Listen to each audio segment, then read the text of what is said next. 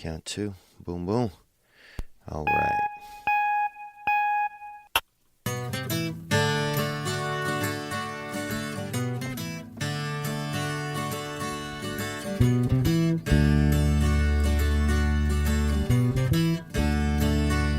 Yeah. Celebrate living. Celebrate it. Celebrate misery.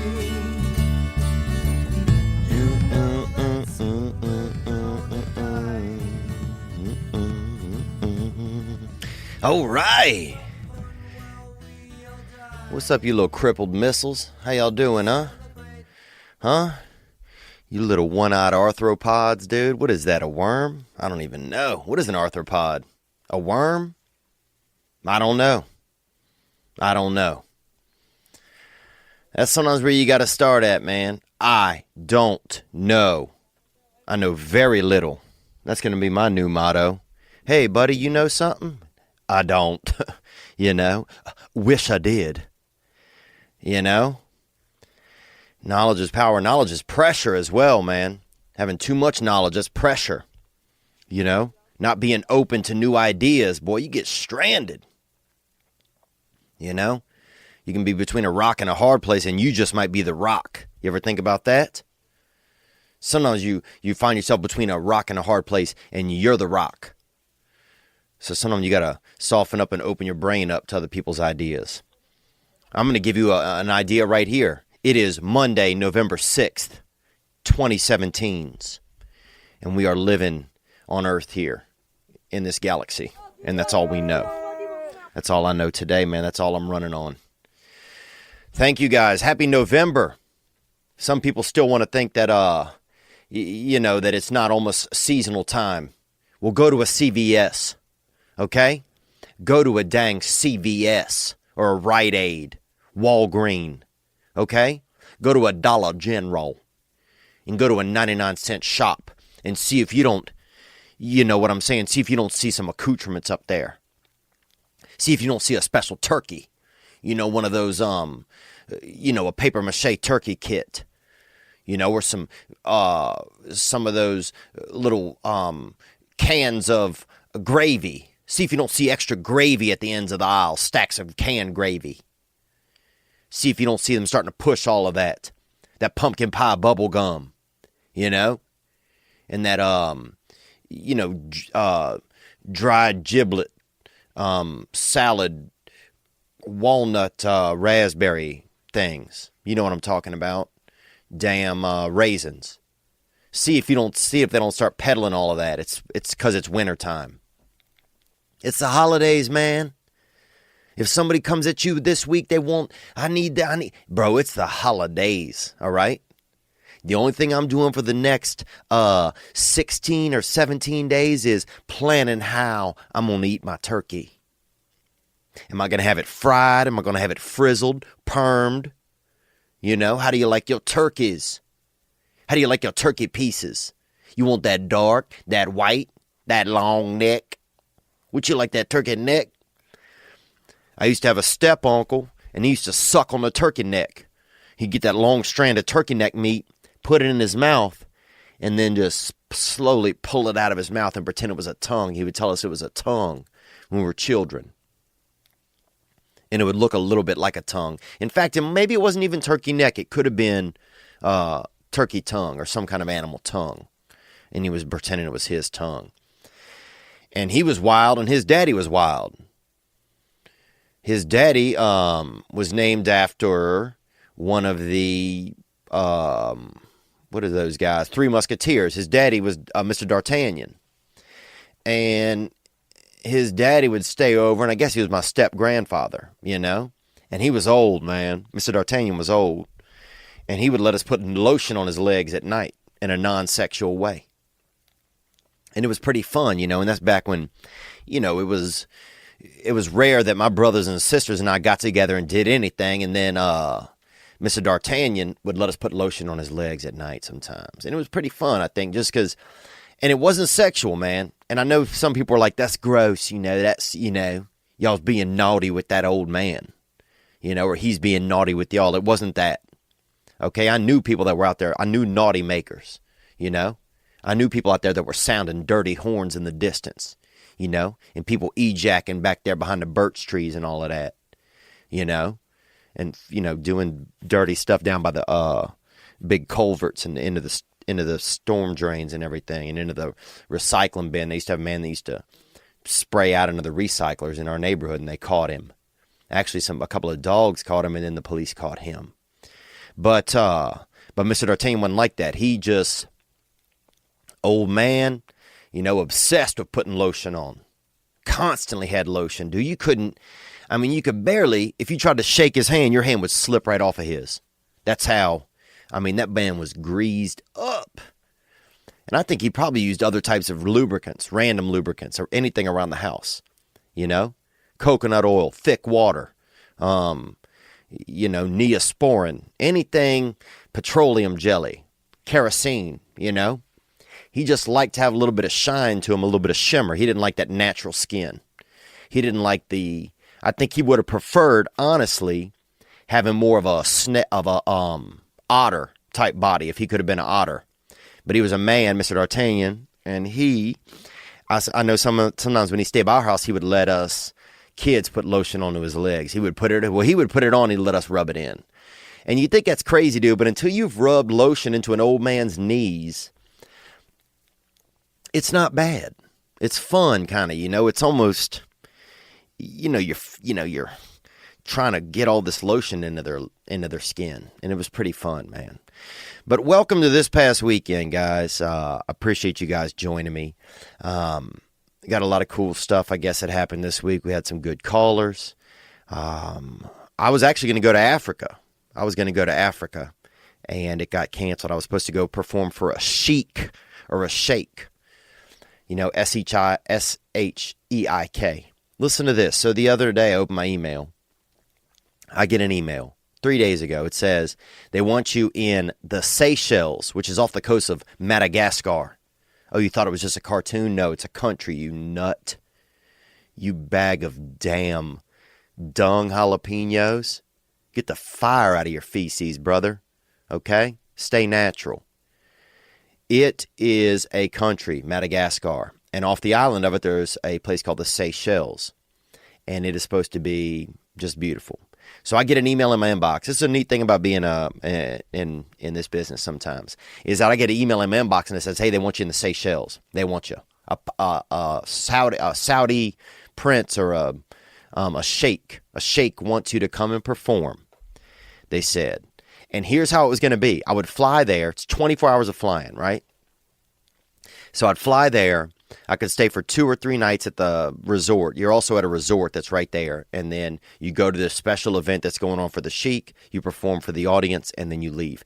You perform behind a plastic, you ever go to you ever be in a neighborhood, a scary neighborhood, or any neighborhood, and you go to pay for your gasoline at night, and the man is in there in a little cage, and at first you think he's sick. He has, they quarantine him. He's got yellow pox, or, he's got cat fever or whatever, cat scratch fever or whatever they call it. They keep him inside of the cage, and you got to slide things to him in that drawer, slide him a TV dinner or whatever,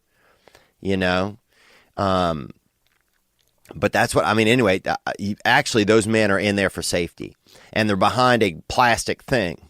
Well, that's the kind of thing you perform for for the sheik. So his audience is all out there. You're in this, I guess, almost a human aquarium. You do your act and you leave. You never get to meet anybody at the party, blah, blah, blah, or the event. That's what I heard. That's what the offer was to me, right? They said, we'll pay you this amount of money. You got to go there. I said, and I could bring a friend. But I was like, it was regular seating. And I'm not a fancy pants. I'll sit in regular seating. I'll sit by the window, if I have my preference. But I said, look, man, I'm flying 24 hours to get there. It was 3 flights, Dubai, Frankfurt. So I'm thinking, I'll go first class. So I throw that back. I said, look, only way I'm going is if I can go first class. And I don't need to take a friend. I asked 2 friends, nobody could go. So next thing you know, they come back at me and say, okay, first class. Boom. Next thing you know, tomorrow I'm supposed to be heading to Africa. Africa. To go over there and perform for the sheikh. and then hang out for 2 nights or 3 nights at this resort. And instead, I get an email last night, literally 11:40 p.m., said the shake, something else came up. You know, he's going to be shaking on Shakedown Street somewhere else, and he can't be there, so I don't get to go to Africa now. So anyway, that's one of the trials and tribulations that come sometime in this business, you know. You think you can go back to the motherland or the fatherland. You know, I'm not sure which one it is. I know the motherland is Africa. The fatherland, I'm guessing, is what? Italy? You know, Greece probably. I don't know if you've ever had a Grecian around you, you know. But they can be kind of fatherly sometimes, you know. So anyhow, man, that was a little bit of a letdown for my week. What else is going on, dude? I don't know. I've been dealing with like some relationship type stuff, you know. I like this girl, and I just got so much fear when it comes to that kind of stuff. It's so hard for me to like move forward in relationships and, you know, commit to those sort of environments. I mean, it's just, it's almost like impossible. It's almost impossible for me to even,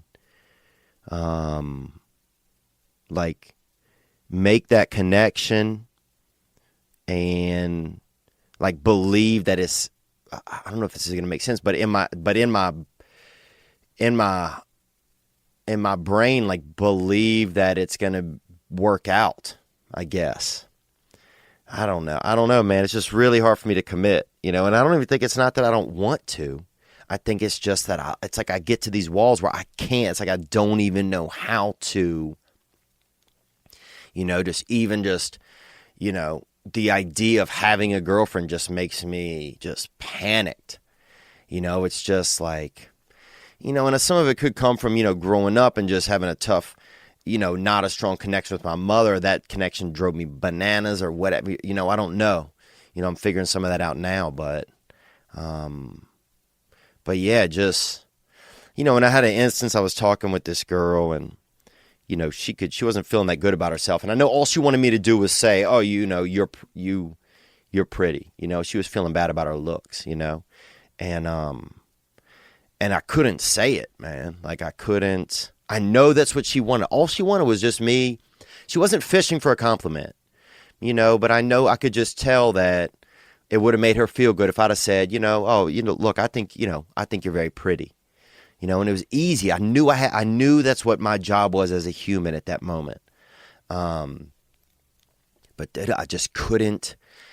It was like I was so scared that if I like let this person, if I helped make this person feel good, that they would know that then I would be responsible for making them feel good again. And it's like maybe I didn't have enough. I wasn't I didn't know if I could do that, you know? It's almost like I didn't trust myself enough to make myself the type of person who would make them feel good, you know, again. I don't know if that makes sense or not. I'm trying to get through some of my thoughts here with you guys right now at this moment. I guess that's maybe wild. I don't know. But yeah, I just couldn't do it. I was just like, well, if I let her know that I care right now by saying this, then I'm going to actually have to care, you know, and I'm going to actually start committing myself to caring, and that's going to be really scary for me because for most of my life, I've probably just been used to caring for myself.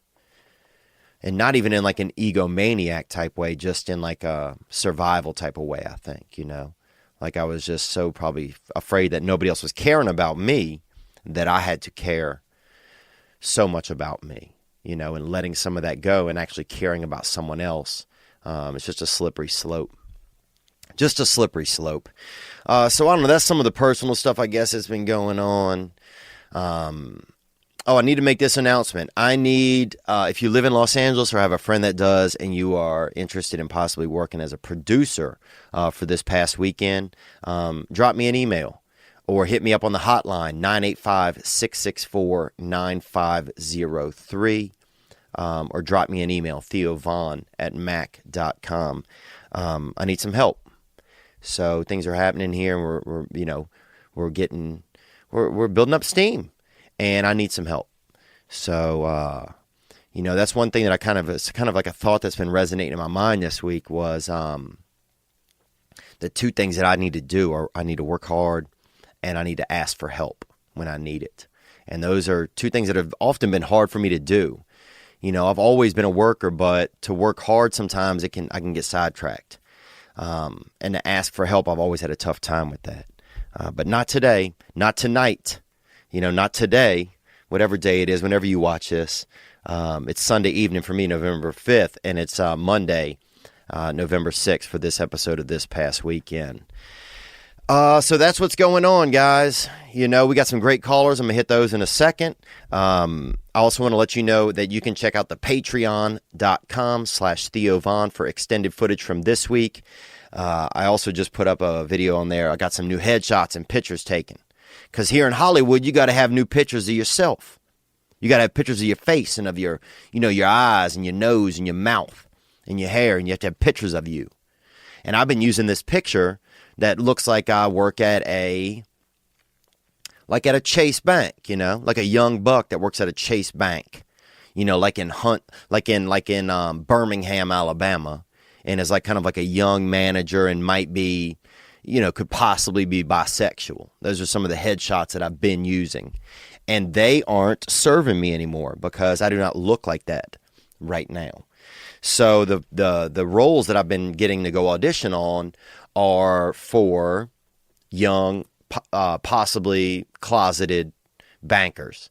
I'm just joking. But also I've been going on roles for, generals in an army or things where then I get there and they're like, dude, you aren't going to be the general. You're going to be the guy peeling potatoes, So I've been having I got some new headshots. So those are the types of things I'll be putting up on the Patreon.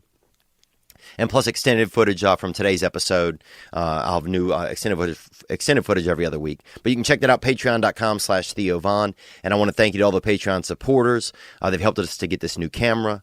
We got some new lighting coming in. And they're going to help us to get to this producer that we have as well. This new producer.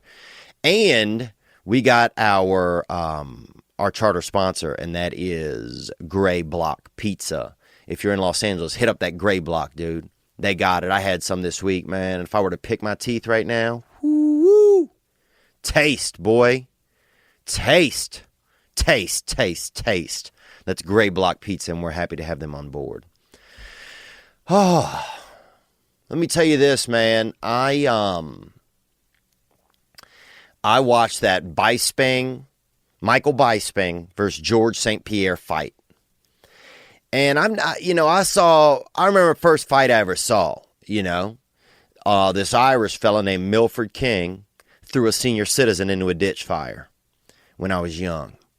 And that man came back at him, a senior citizen, Mr. Polito. He got lit up on fire, and that man stormed back at him. He thought he was dead. He thought he was going to die, but that man came out that ditch with flames piggybacking on his skin and on his flannels and on his suspenders. He had suspenders. And the last thing you want to have on when your clothes are on fire is suspenders, because that just means that it's harder to get all your clothes off.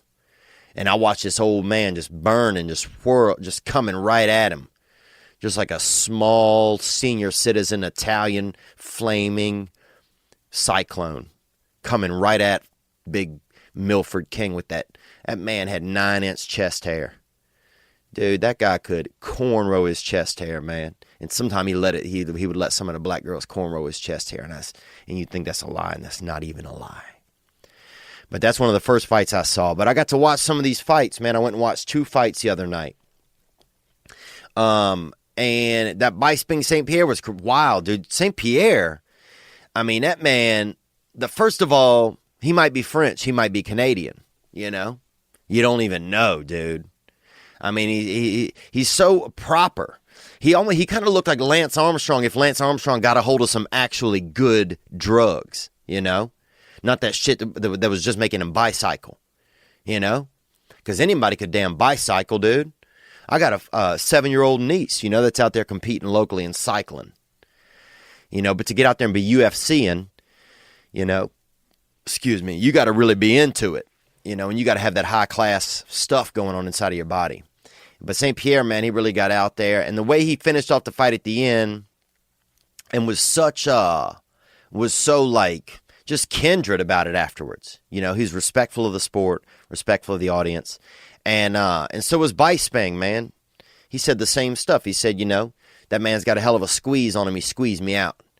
And Bisping is wild, dude. He got blacked out. He didn't even tap out because you could tap your arm on the carpet.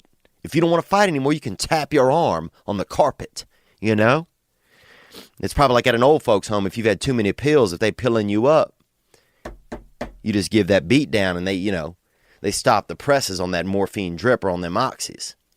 They keep pop off them oxys.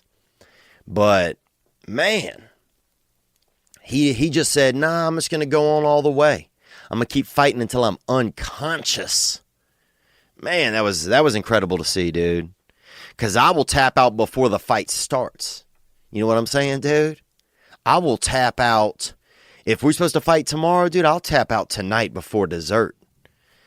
You know what I'm saying? I'll order 2 scoops of ice cream and fucking tap out right here at the dinner table. So that was impressive, man, just to see men to go to those depths, to see men go that deep and get into their brains that much. And thank you guys for joining me this time on this past weekend. I'm going to hit a call right here. We had some callers that hit the hotline. The hotline is 985-664-9503. We had some callers that hit the hotline. And we were talking about what's real, what feels real to people. And then we had a couple other calls that came in. I want to get to some of them. But I appreciate you guys. I appreciate you guys being here with me. And let's get into this call right here. Here we go. What's up, Theo? It's Devin calling again from Tampa. What's up, Devin? Thank you for calling from Tampa, dude. Tampa, if you get down there to Ybor City, I remember I was down there, and they had a lot of men. It was being gentrified. The downtown there, Ybor City, or Ybor, or Y-B-O-R, Ybor, was being gentrified, and also gentrified by predominantly gay gentrymen. So it was wild because you had this neighborhood that was kind of thuggish, but also there was a lot of, homosexual men running around, and no offense if you're a homosexual man, I might be homosexual when I get older, so don't take that out of my cards until I've played them all. You know what I'm saying? Don't take that out of my deck and don't judge me until I've played them all. But so you had this wild mix down there of thugs and men that was trying to catch that D, or catch that, not all of them trying to catch that, but at least trying to catch a hug or look you in the eyes for a long time, then that's natural during a conversation. And I got out there and I kept having these dreams when I was living there, while I was staying there for a week, that I was getting jacked, because they had a lot of thugs and gangbangers. And that I was getting jacked by gay gangbangers, I kept having this dream that a dude would run up behind me and be like, give me all your money and let me suck on your dick for a second, And I kept having that dream. And then the guy he took my wallet. He made me jerk off into my own wallet and took my wallet. So that's how that dream ended up. But anyhow, that's some of the stuff that I went through whenever I was, being down there by Tampa. But let's go on, Devin. Thank you for calling. I left you a voicemail earlier, but I was all over the fucking place, so I'm calling you again and fucking taking a mulligan on that last one. And that's fine. I know sometimes if people hit the hotline, it can be a little nerve-wracking just leaving a voicemail, not knowing, if it's going into the ether or what. So I appreciate that. Onward. But I wanted to call, maybe talk about what's real, as you said last episode. I was in Tallahassee last weekend with my friends, and it got me thinking of, what's real and just what's important to me. Because, we were just sitting on the couch doing whatever and, just talking shit. And now, doing whatever sometimes can be drugs, or it can be, I guess you could just be doing nothing also, nothing or drugs. Let's hear more. And I think that's what's real, and that's probably the only thing that's real right now. You just have so many opinions on complete opposite sides of each other, and both sides, politically or just whatever, just seem to be so ridiculous these days. I can't even find myself having opinions anymore, Oh, that's interesting. Yeah, it's like, is it even worth having an opinion anymore? It's almost kind of nice. It's almost like nobody wants to really hear anybody's opinion that much anymore, Especially if your opinion has to be right. if you have to be right, oh, you know it all, do you, guy? Wow. Well, I'll be darned. Yeah, it's tough. It is. It's almost exhausting even to have opinions. That's interesting, man. Appreciate you sharing that thought. Let's hear the end of this call. So what me and my friends, I think we tend to do and, value humor so much is because, we just really sit back and observe and just really make fun of it all. And that's a good thing to do, man. There's a lot of good making fun of it all. Now, the problem I notice out here in Los Angeles is a lot of them making fun of it all is it's so one-sided. I mean, you can't really be universal these days I feel like in humor. Well, in humor you can try, but it's tough, man. It's very hard for people these days to see other people's perspectives or to really want to try to. And that's really tough for a lot of people. But yeah, is it worth even having opinions? Maybe it's not. Maybe it's a time when we can take a break from having some strong opinions, and just get into what makes us feel good. But yeah, spending time with your friends, that is pretty real, man. A buddy of mine, he's a musician. He does music and he can do the piano and he can do, I think, different types of instruments. I have to ask him. But he invited me over to watch the fights. And at first I was like, I don't know if I'm going to go. And it didn't have anything to do with my friend. It just had to do with me. What do I want to do? What do I want to get out of my, I'm comfortable. And then I said, you know what? I'm just going to go. I'm just going to go.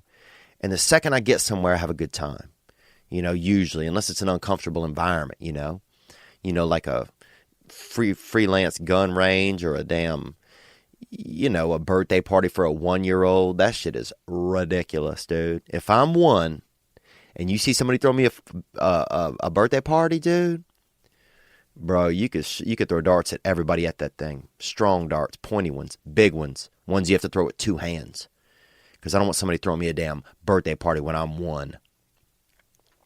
Weird story, though. I did go to a birthday party for a 1-year-old before I had this point of view at Perry Farrell's house, who was the lead singer of Jane's Addiction, and that was interesting. But thank you for that call, man. Thank you for that call. I don't even know what my train of thought was right there. What were we thinking about? Let's hear a little bit more. Here we go. Hey, Theo, what's going on, man? This is Pete from Pennsylvania. Pennsylvania Pete! What's up, brother? How you feeling? You feeling good? Thank you for calling. Let's hear some more. I love the podcast, dude. It's awesome. Very real. You seem like a super cool guy. And I was just wondering about the internet in general and internet addiction, because I feel like my default state is to go home and I just get on the computer. I get on the internet and I'm so sick of it. It's just like a default. I'm not improving. I got so many things that I want to do. And, I want to go out, talk to people, go learn the guitar, go train. Yeah, it's funny, man. I found myself recently doing that on just with my phone. I noticed 2 things. 1, I'll go to my phone, and then 2, I will, there's a couple of specific things that I'll get on, Instagrams or Twitters, or texting. And the most frustrating part is the new iPhone update or whatever. Dude, that makes everything takes an extra 5 seconds because it's slow. It's slow. It's not working accurate. It's like my phone got damn, mental disorder. It's almost like asking a dumb friend for something every time you want to use it. It's like it's got to check its pockets every time I ask him, to borrow. Every time I ask his phone to borrow $1, it's got to check its pockets. Where you should just hit me with that buck.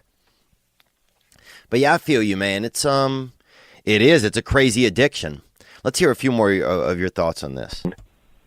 But it's hard to find the time to do anything if all you do, you get home from work and you just go on the computer. So I'm thinking of totally getting rid of it. But yeah, let me know. Maybe I'll throw it out the window or something. Well, look, man, that's a real thing, man, But that's a crazy. If you throw it out the window, can you imagine? Man, even the feeling I get when I don't have my phone, when I'm not sure where it is, it's unbelievable. And it's crazy to think that other things are illegal, but that a phone is not It's not deemed like an addictive, like you can't have cocaine because it's addictive, because it's bad for you. But a phone, we can have it. You know? There's so much business tied to it. There's no way they would ever keep it away, you know? And we would probably be uproarious. A lot of us would be at first. But I bet, man, 2 weeks after being, you know, separated from those things, we would go back to... I mean, that's the thing. Young people, these kids, they don't have any idea what it was like to just be a person. You know, to use your imagination every time you wanted to think of something or to see something. Like, that's the number one thing I feel like that we're killing off is our imagination. Like, how is imagination supposed to survive, you know, through time, like genetically? In the face of technology. I don't see how it can. When I was talking to my niece, you know, and she's 7 or 8. Hell, she might be 9, dude. You know? I'm kind of a mid-range uncle. And I wonder, I was asking her about, I said, use your imagination. She's like, what is that? She's like, is that on the phone? And it just blew my mind. She thought it was an app. You know, and it's just like, then what? When imagination is dead, man, we're locked. We're locked. You know, we're locked into advancement that's based only in, it would seem like in hardware then. You know, only in what is tangible, you know, very tangible. Like, you know, I don't want to say just in technology, but I don't know, imagination used to be the thing that was the thing that kept me alive the most, was that I could escape my reality by having an imagination. And I just worry that if kids don't have that in the future, then what is that?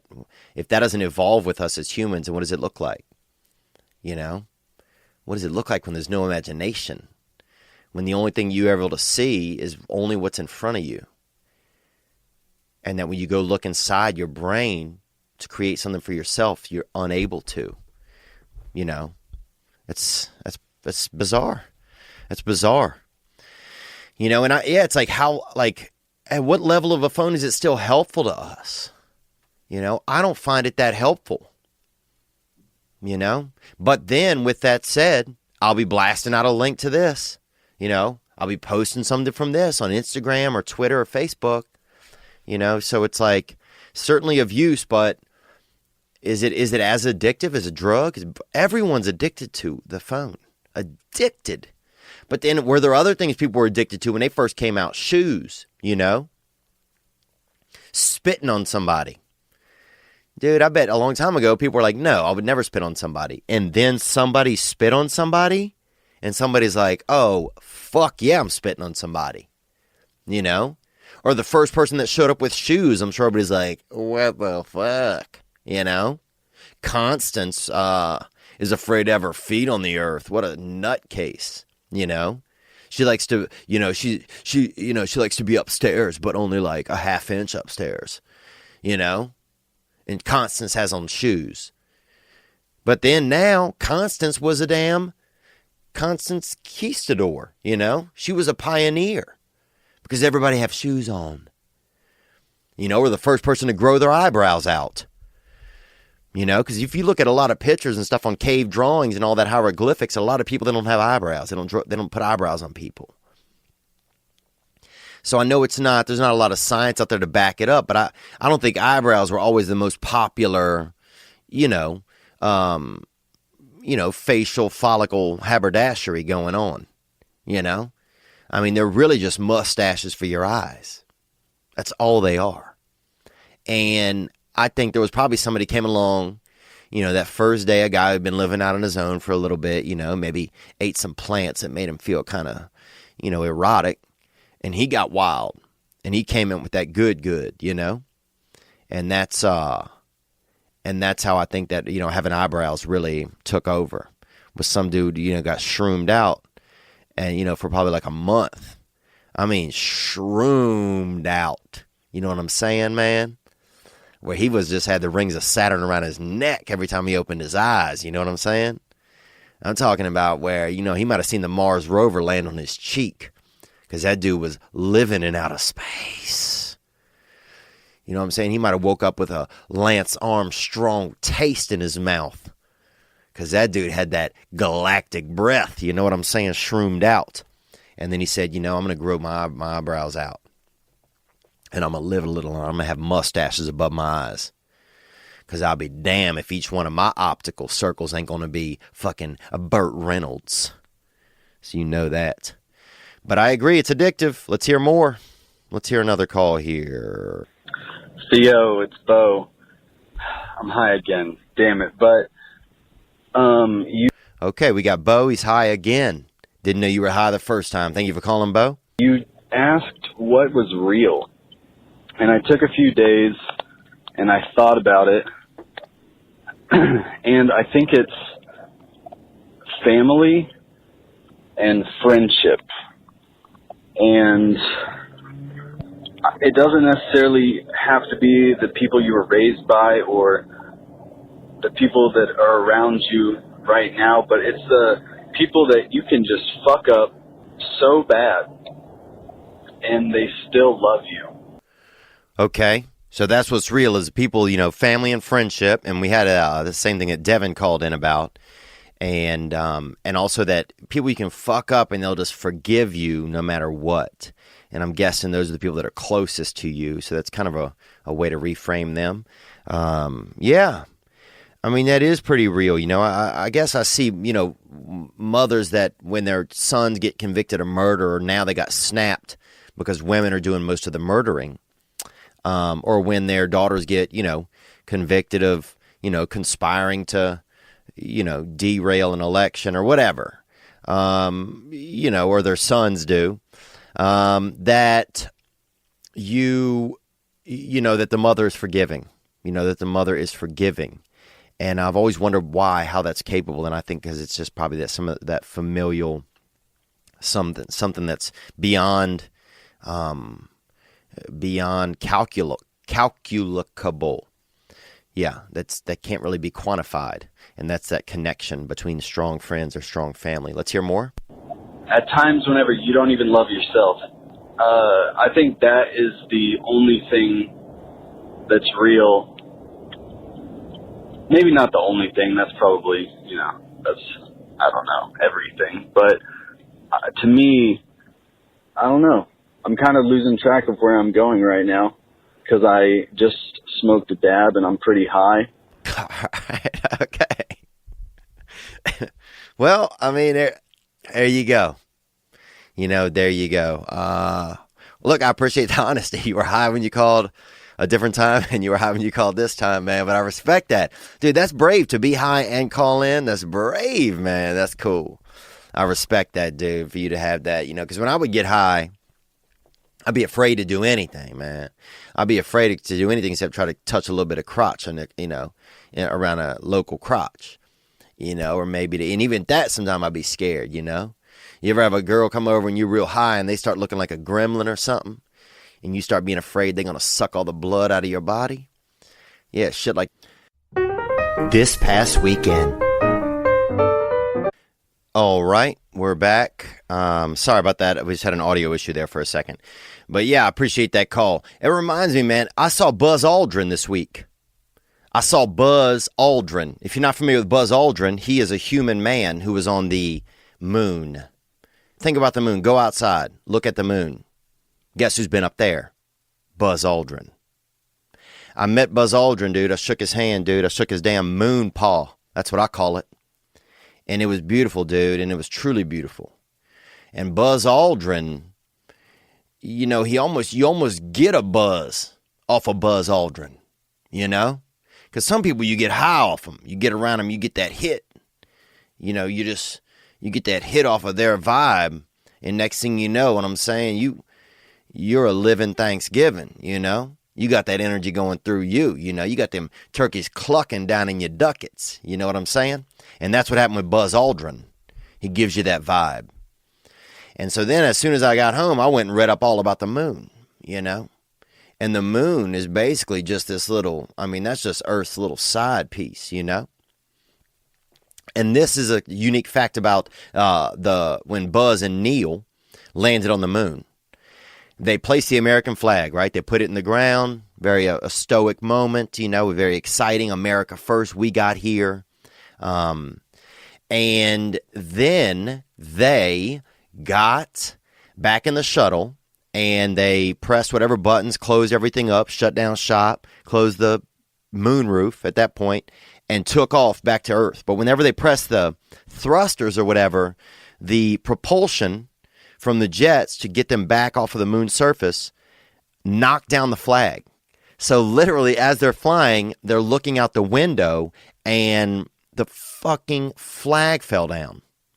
And they're like, what, fuck? And that's it. And they couldn't go back. There's no way to turn around. So if you want to know sometime what it's like to just live in that, sometimes everything's not perfect. Not even for Buzz, Aldrin, or Neil Armstrong. Sometimes you go to the moon and you have a plan of how it's going to be, and it's not. And I'll be honest, that's how I felt starting the podcast today, dude. I didn't have a fucking plan. But sometimes you don't have a plan. You got to go anyway. So that's what we're doing. But I met Buzz Aldrin, dude. And I remember meeting him. And will he remember meeting me? I doubt that. Let's hear another call. What's up, man? I called him last week, but there's this thing going on.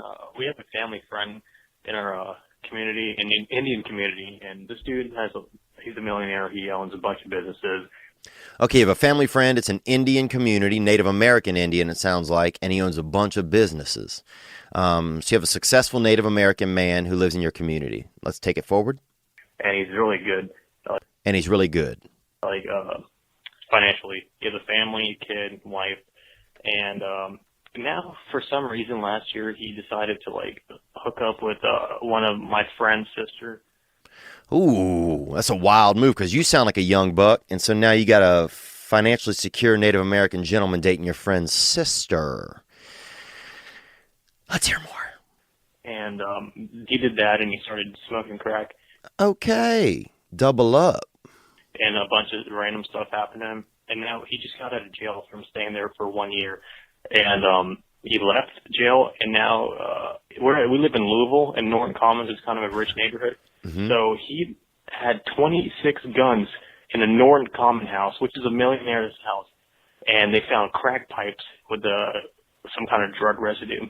I'm guessing that drug residue was crack, brother. Onward. I know this sounds really stupid, but what kind of person really does that to themselves if they have everything going for them? It kind of reminds me of the Harvey Weinstein issue, but I don't know how those will be related. I mean, I'll tell you what kind. This is going to be an educated guess for me. What kind of person does that? An addict. This man is probably an addict. And you have to look at this man is probably ill. The man, obviously, if there's drugs there, he's buying guns. There's probably a lot of paranoia. It sounds like comes with a lot of that crack use. I've heard. I don't know. So that's me, guesstimating. But if you're on that crack, dude, they don't call it, they don't call it repair. They call it crack. You know what I'm saying? It's not it's not increasing the foundation. They don't call it caulk.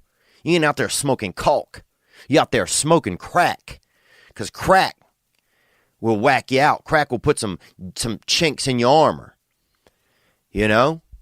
Crack will break it down, literally.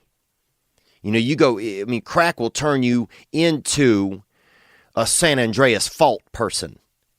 That's what crack does, man. And so that's the answer to your question. These other things he's doing sound like dark side effects of crack, of drug use. He's chasing younger women. The chasing younger women thing, that can happen. There's something in a man where you can't always kill that off. You can't, even when you get married and fall in love, you sometimes can't escape that. That desire, to want to be sexual or do sex with something younger, something, that's more closer to, the younger side of life than the adult side. And I don't mean that in any sort of pedophilia type of way, but, you might be attracted to a younger lady, a woman, So, but yeah, that's an addict. That's your question. Who would do that? You know, and I don't know if you're calling us to kind of tattle on this dude or what, and it's okay. I mean, I guess you just, you know, and a lot, that's addiction. And it's the same thing with Harvey Weinstein. He got addicted to whatever was going on. You know, sure, he had some dirty behaviors and he, you know, was living in, you know, I mean, this dude was breakdancing on the, you know, this dude was breakdancing on the, you know, on the dance floor of sin. He's out there just, you know, this dude was probably double jointed in his dick because he's out there straight up cock twerking, you know, and doing the dark arts and, you know, imposing his will onto women who did not want his will, you know, is what he's been accused of. And that's, but after a while, there's a sickness there. You get used to whatever you get used to it. And it's addiction. And at some points, you have to have some empathy. You know, it's sick to see somebody do something, but it's also sad to see them be sick, you know? And I think that's probably what you got in the neighborhood, man. You got a crack artist around you, you know? So if you want to, you know, lace his pipe with a little bit of caulk, now you're talking business. So I think that's what you should look into, brother. But God bless you. Thank you for calling. All right, guys, we're going to get to some more calls in just a moment. But before we do, I want to have Ari Manis has just arrived, and we're going to have him in studio here in just a second. I just want to get a catch up with what's going on in his weird world. So we'll be right back with Ari Manis. This past weekend. Yeah, man, maybe having him on as a sidekick for, like, segments might be a good idea, because it is important for us to have you, you know, it feels good, but it feels like it's us and you. I think that's why a lot of people open up the way that they do. They just want you. Well, I don't think that that's what they want, but it seems like, you know, they don't want me. Well, what did the gentleman say? He said he wanted me just in a little baby. In doses. Baby pieces. Microdosing. Microdose of a dab. Yeah. They want a dab, they don't want a joint. Sometimes that's how it starts. Yeah. Sometimes it starts with a dab, and then they go for the joint later. That's true, and that could happen, man. Yeah. But I want to say I'm happy to have you in today, man. Thank you for coming by. Thanks for having me. It's always good to be here in the Theo Vaughn studio. Yep, that's Ari Manis, guys, is joining us today. We've had Ari on. Man, I mean, I haven't been on probably in 4 or 5 weeks. Yeah. And last we checked, you had taken a girl, you were the girlfriend. You guys had just visited I don't want to call it didn't seem like a honeymoon getaway, but a weekend trip down to down to those vaginal swap meets down there in Mexico, down to the prostitution houses. Yeah, the brothel in Tijuana. That was a fun night. But since then, we have unfortunately broken up, me and the girlfriend. Oh, really? Yeah. Okay, and what was the cause of that, do you feel like? I feel like this might be a long, boring story, but I'll just tell you it. Okay. Tell me what you think. But I loaned her some money to fix her car. Ooh. You know, I don't make a lot of money. Right. By the way, I'm not rolling by any means, but she needed a car, and I didn't want to give her rides to work. I got over that after a day, so we need to get your car fixed. Okay. So I loaned her almost $700. Right. This was a few weeks ago. The first of the month comes around. Mm-hmm.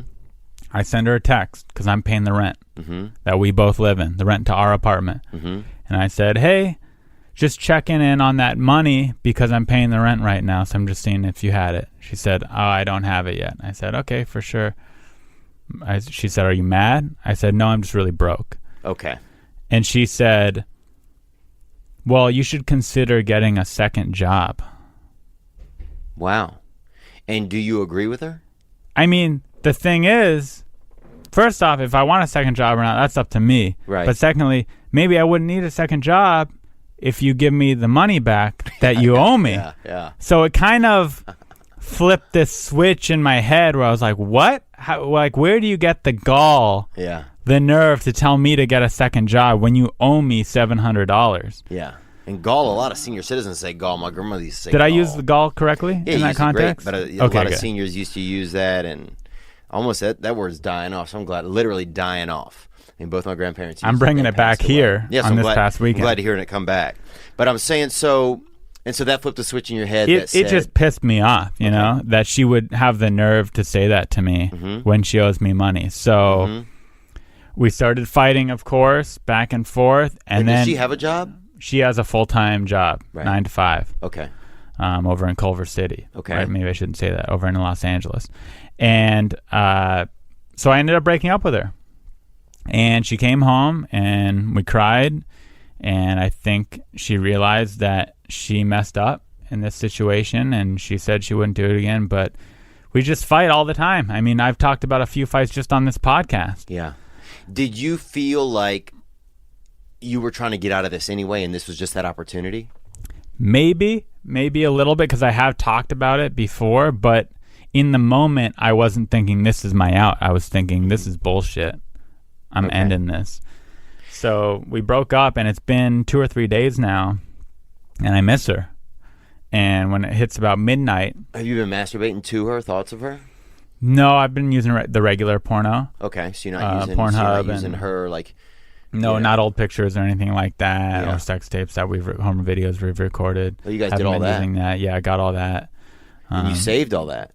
Yeah, I'm not saying I'm going to keep it forever. I Right. may or may not. I feel like that's up to me. I think we both agreed to doing it. Therefore, unless she asked me to delete it, I think I have the right to keep it. We were Well, you know both who's on the consenting tape, though. adults. Who's on the tape? Me and her.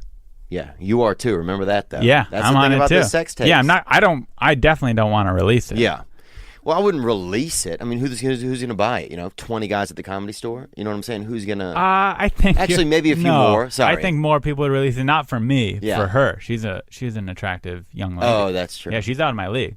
Yeah. Which brings me to my next thing that I was going to say is I miss her. Okay. And do you feel like you made too big of an issue about the money? well, to me, it wasn't the money. It was the, yeah, I don't mind loaning her money. I trust her that she'd pay me back. And at the end of the day, money is money. But it was kind of just the way she treated me after owing me money. Okay. So you lend her the money with the stipulation she was going to pay you back. Mm-hmm. Was there a timeline on how soon? No, just as soon as she could. But then it was just the fact that she was telling me I should get a second job. Right. That I should quit complaining. It's like, Were you complaining a lot me about the money? No, it was that one time on the first of the month when rent was due. How long after you loaned her the money did she, was that text exchange? Week, maybe a week after that. Yeah, well, so a week later, somebody's probably not going to have the money. Right, but I wasn't making a big deal of it. Right. I wasn't saying, where's my money? I just said, hey, I'm paying the rent. Do you by chance have the money? So really just kind of also a reminder to keep it fresh. Yeah, keep it fresh. But my question for you is, I miss her right now, but we were fighting all the time back and forth, off and on. Should I take her back? Is she willing to come back? Yeah. Are you willing to excuse the $700 payment? Yeah, it's not the money thing. It was just kind of... Right. What's going to change? Exactly. I don't know. Do you love her? I love her. Wow.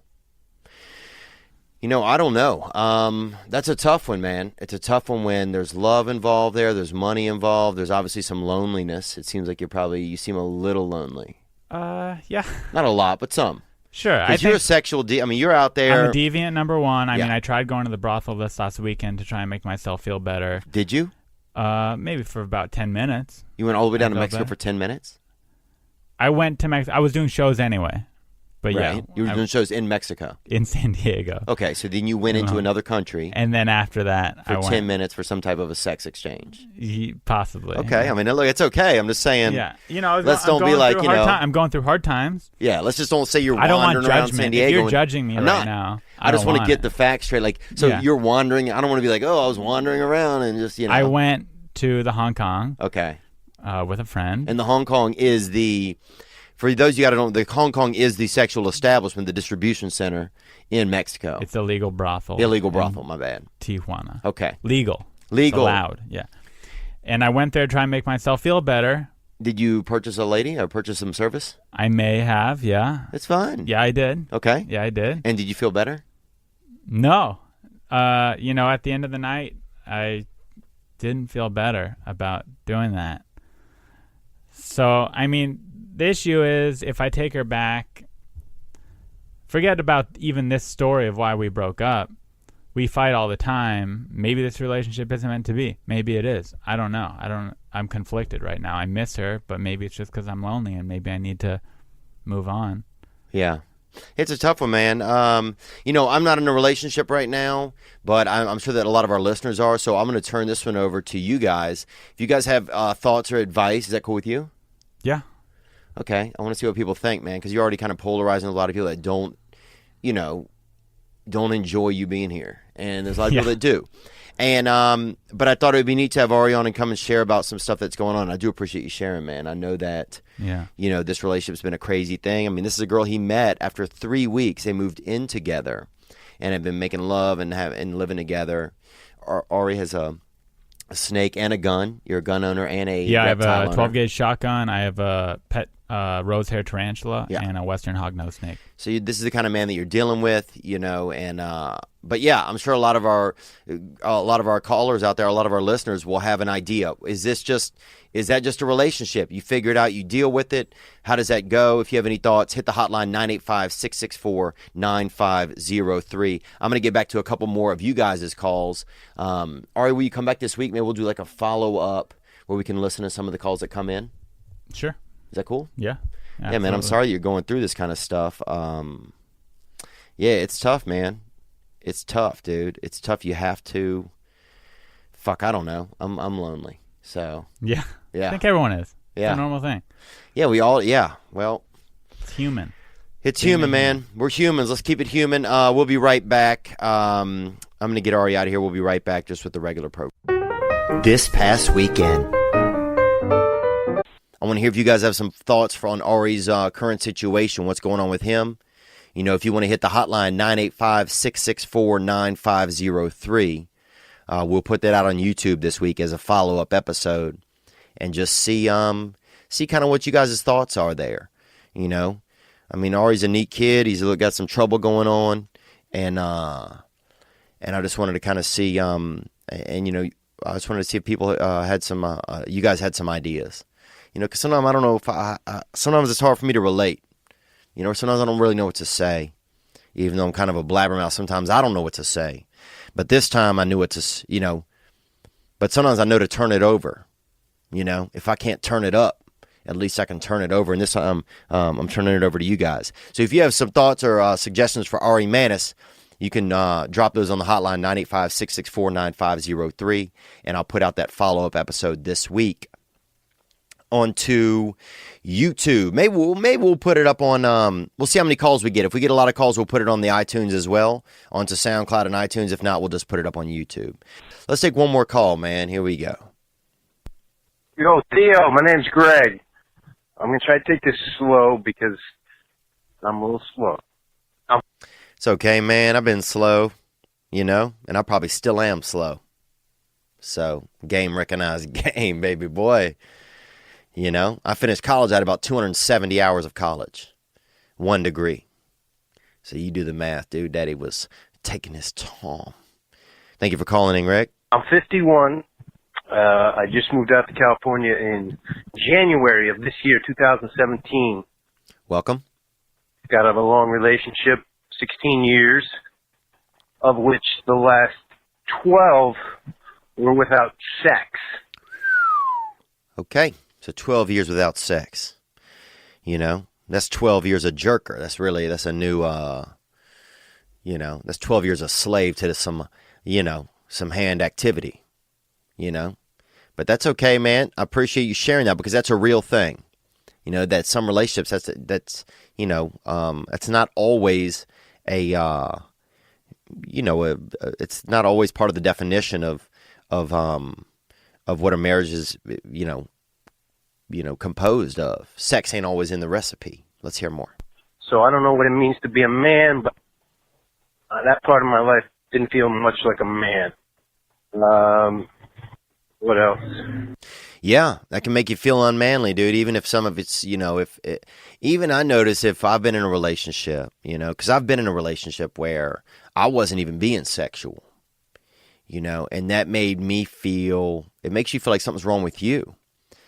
But sometimes you're in the relationship and it's not about, there's relationships I've been in where it's just about getting that doink, You know what I'm saying? Hitting that wet, copping that stem, hopping that, hopping that crop, killing that canal. You feel me? And sometimes it's not about that. Sometimes it's about other things, and then that's just a side item. You know, when that side item is not on your plate, you know, if they take the fries off your plate or they take those greens off your plate, you still got to eat that steak.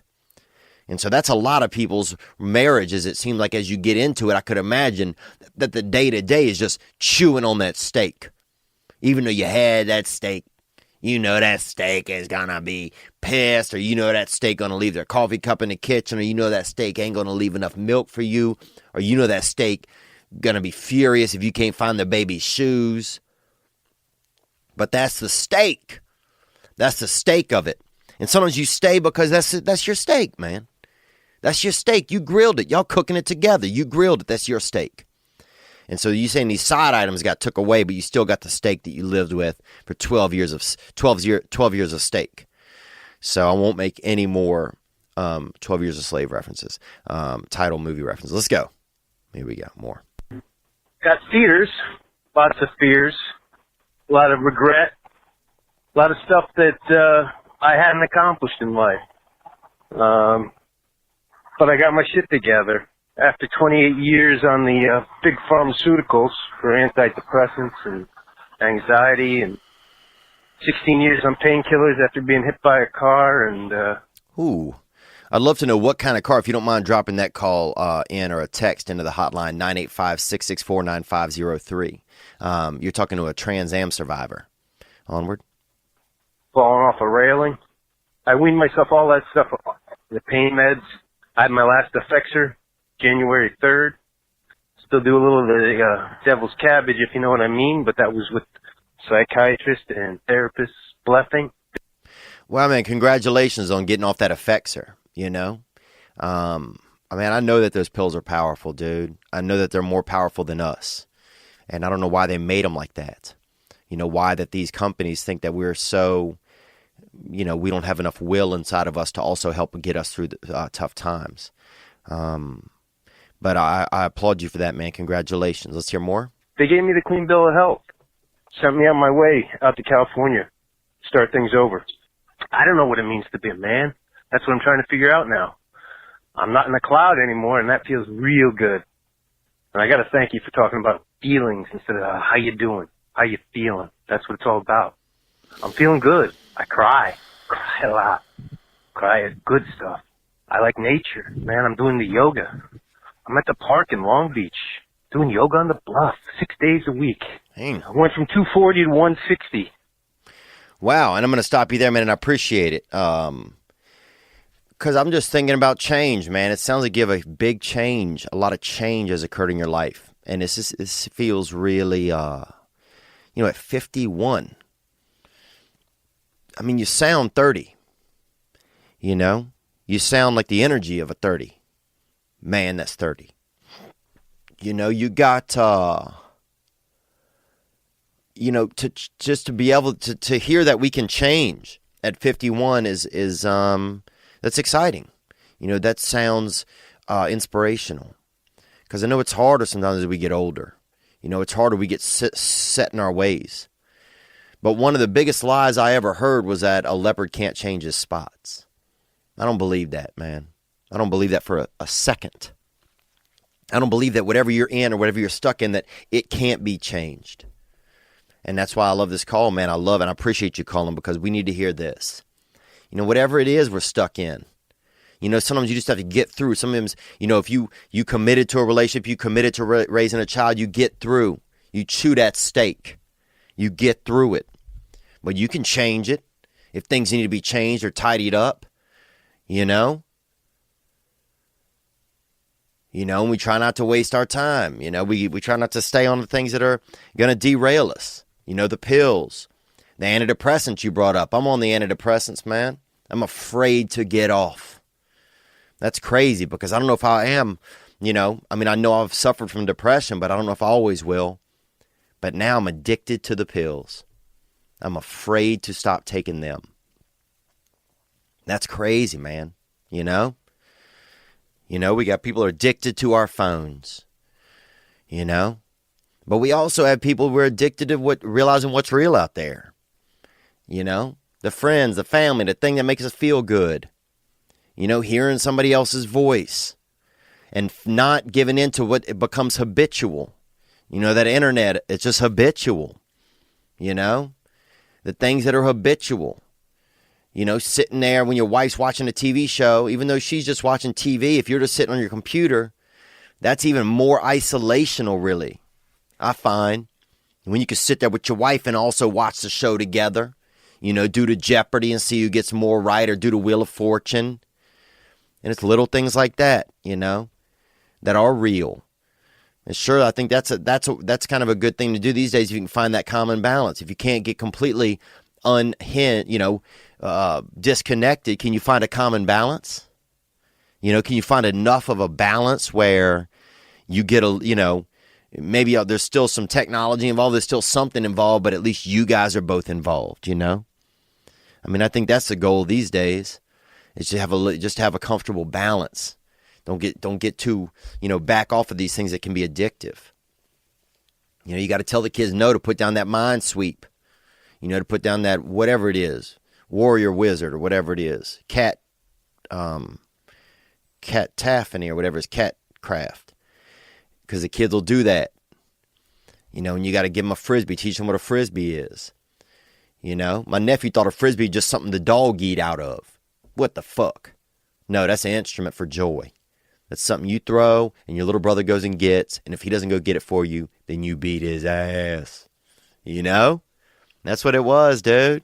That was a get your ass beat disc. That's what it was around my house. So sometimes you got to get these kids off this mind sweep. Give them a frisbee, put them in the yard. It's hot out there. Well, guess what? It's hot as hell if you don't live here anymore. And I'll kick your ass out if you ain't willing to play in the yard. But I want to thank you guys, man, for just calling in about the thoughts from last week. I've had some couple calls about addiction and stuff like that, and I want to drop those in. But you know, I'm getting to it as I can. I'm excited for some of the new stuff that we have going on.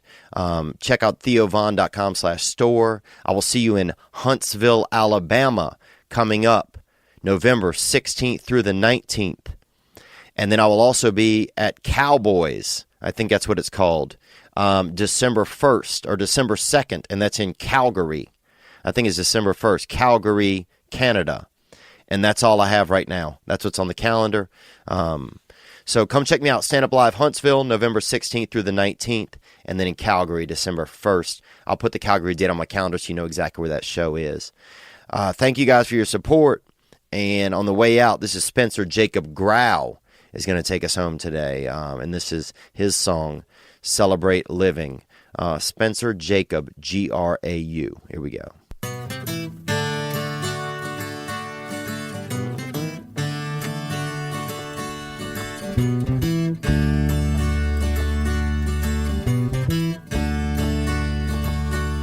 Celebrate living, celebrate misery. You know that soon we're gonna die. Let's have some fun while we all die. You guys be good, man. Take care of yourselves. You probably deserve it, man. Thank you guys. I'll talk to you soon. Ladies and gentlemen, I'm Jonathan Kite, and welcome to Kite Club, a podcast where I'll be sharing thoughts on things like current events, stand-up stories, and 7 ways to pleasure your partner. The answer may shock you. Sometimes I'll interview my friends. Sometimes I won't. And as always, I'll be joined by the voices in my head. You have 3 new voice messages. A lot of people are talking about Kite Club. I've been talking about Kite Club for so long, longer than anybody else. So great. Hey, sweetheart, here's the deal. Anyone who doesn't listen to Kite Club is a dodgy bloody wanker. Do you know what I mean? Hi, I'll take a quarter pounder with cheese and a McFlurry. Sorry, sir, but our ice cream machine is broken. No!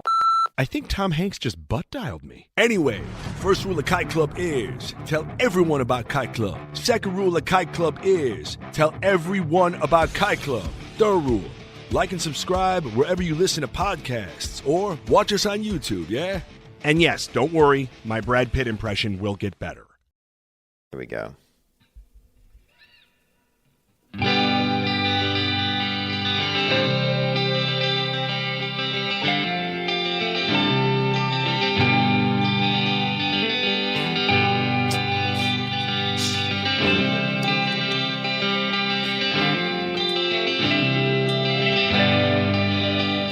know it. You know it.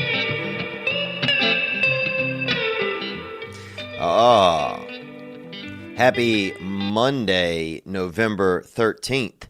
And that is a recording done by the one and only Tiny Sandhu. Tiny Sandhu dropped us another recording and through the email. And I want to thank you, Tiny Sandhu, whatever you are. You know, I thought about this the other day. I'm thinking to myself, well, dude, what is a Tiny Sandhu? You know, have you ever been around one? Do you know a Tiny Sandhu? What is it? You know, what is it? It's an animal? You know, it's a sapling. You know, it's something that's, like a small wiener. What is it? It's something you can pet. It's something you can't pet. What is a Tiny Sandhu? And I have no idea. But if you don't know, if you want to think about what a Tiny Sandhu is, you go ahead and think about it as well. Because anybody can think about anything. That's one thing I know for sure. You know what I'm saying? Boy, I'll be thinking about things. People could say, you can't do this, you can't do that. But when you look inside of my head, if you could see the picture shows that's going on. Because I'll be thinking about it all. But there he is, whatever that beautiful animal is. Tiny Sandhu playing a little bit of Guns N' Roses' Paradise City underwater. And it had me thinking, where's my paradise city? You know, am I always going to live in turmoil? Am I always going to live, in uncertainty? Or am I going to choose the next time that I, step out of my truck or step off of my bed in the morning? Am I going to choose that, okay, today, wherever my feet are, this is my paradise city, Because it can be your promised land if you make it your promised land. And sometimes it just starts with a promise to yourself that your perception and the way you look at things is going to be a little bit brighter. Because trust me, I drug around a dirty sack of bad attitudes for at least 15 years. More, maybe even more. If I could remember more years of my life, I would say definitely more. And so I know what it's like to carry that negative attitude and that negative energy around, and I don't recommend it. I don't recommend it to anyone. I honestly do not. Thank you guys for joining me, man. I'm so happy to be here. It is Monday, November 13th. Thank you guys for joining me on this past weekend. Man, I had a wild one. I have to let you know that I will be in Huntsville, Alabama this Thursday, the 16th through Sunday, the 19th. Friday night, I'm just featuring for a local gentleman. They have a special show going on, but I will be on stage. But if you're going to come out just to see me, I recommend Thursday, Saturday, Sunday. As well, I want to let you know and thank you, Gray Block Pizza. That's Gray Block Pizza in Santa Monica. Ooh, Los Angeles, they say you don't got pizza? Guess what? You do. Gray Block Pizza. Good as it gets. Tastes like you've had it before. It'll make your mouth wish that it was a stomach. Because after you swallow it, your mouth gets greedy that it only had it for such a short time. And then your stomach's going to be holding on to it for a while. That's Gray Block Pizza. But I'm here. I'm coming to you from Laughlin, Nevada. Do you even know that? Don't assume where I'm at. Okay? I'm coming to you from Laughlin, Nevada. Or Nevada. Drove up here yesterday to do a show at a church. And it was at St. John. I believe it was at St. John Church. Dude, I thought it was going to go swimmingly, and it went off the rails. I mean, I thought it was going to be in like a side room of a church, right? You think you're getting a gig at a church. And look, I can handle it. People, think my material is super edgy sometimes, but a lot of it's not. I got a lot of great, I can tell the stories and, and share stuff from my childhood, and I can keep people, intertwined like that and intertuned into what's going on. But man, I got in there, and it was in the actual church, dude, where like the reverend and the preacher, the pastor, where he preaches, It was in his doghouse right there at the front. And next thing you know, I get up, I'm telling a few jokes, and I use the word erect. Erect. And erect is when your penis starts looking around for something, for some other crotch, or even, hell, if it's been a long time, could be your own crotch. Or even if it's like your penis heard something in the distance, Sometimes even if it'll, that's what it is though. And I said erect, and some people walked out.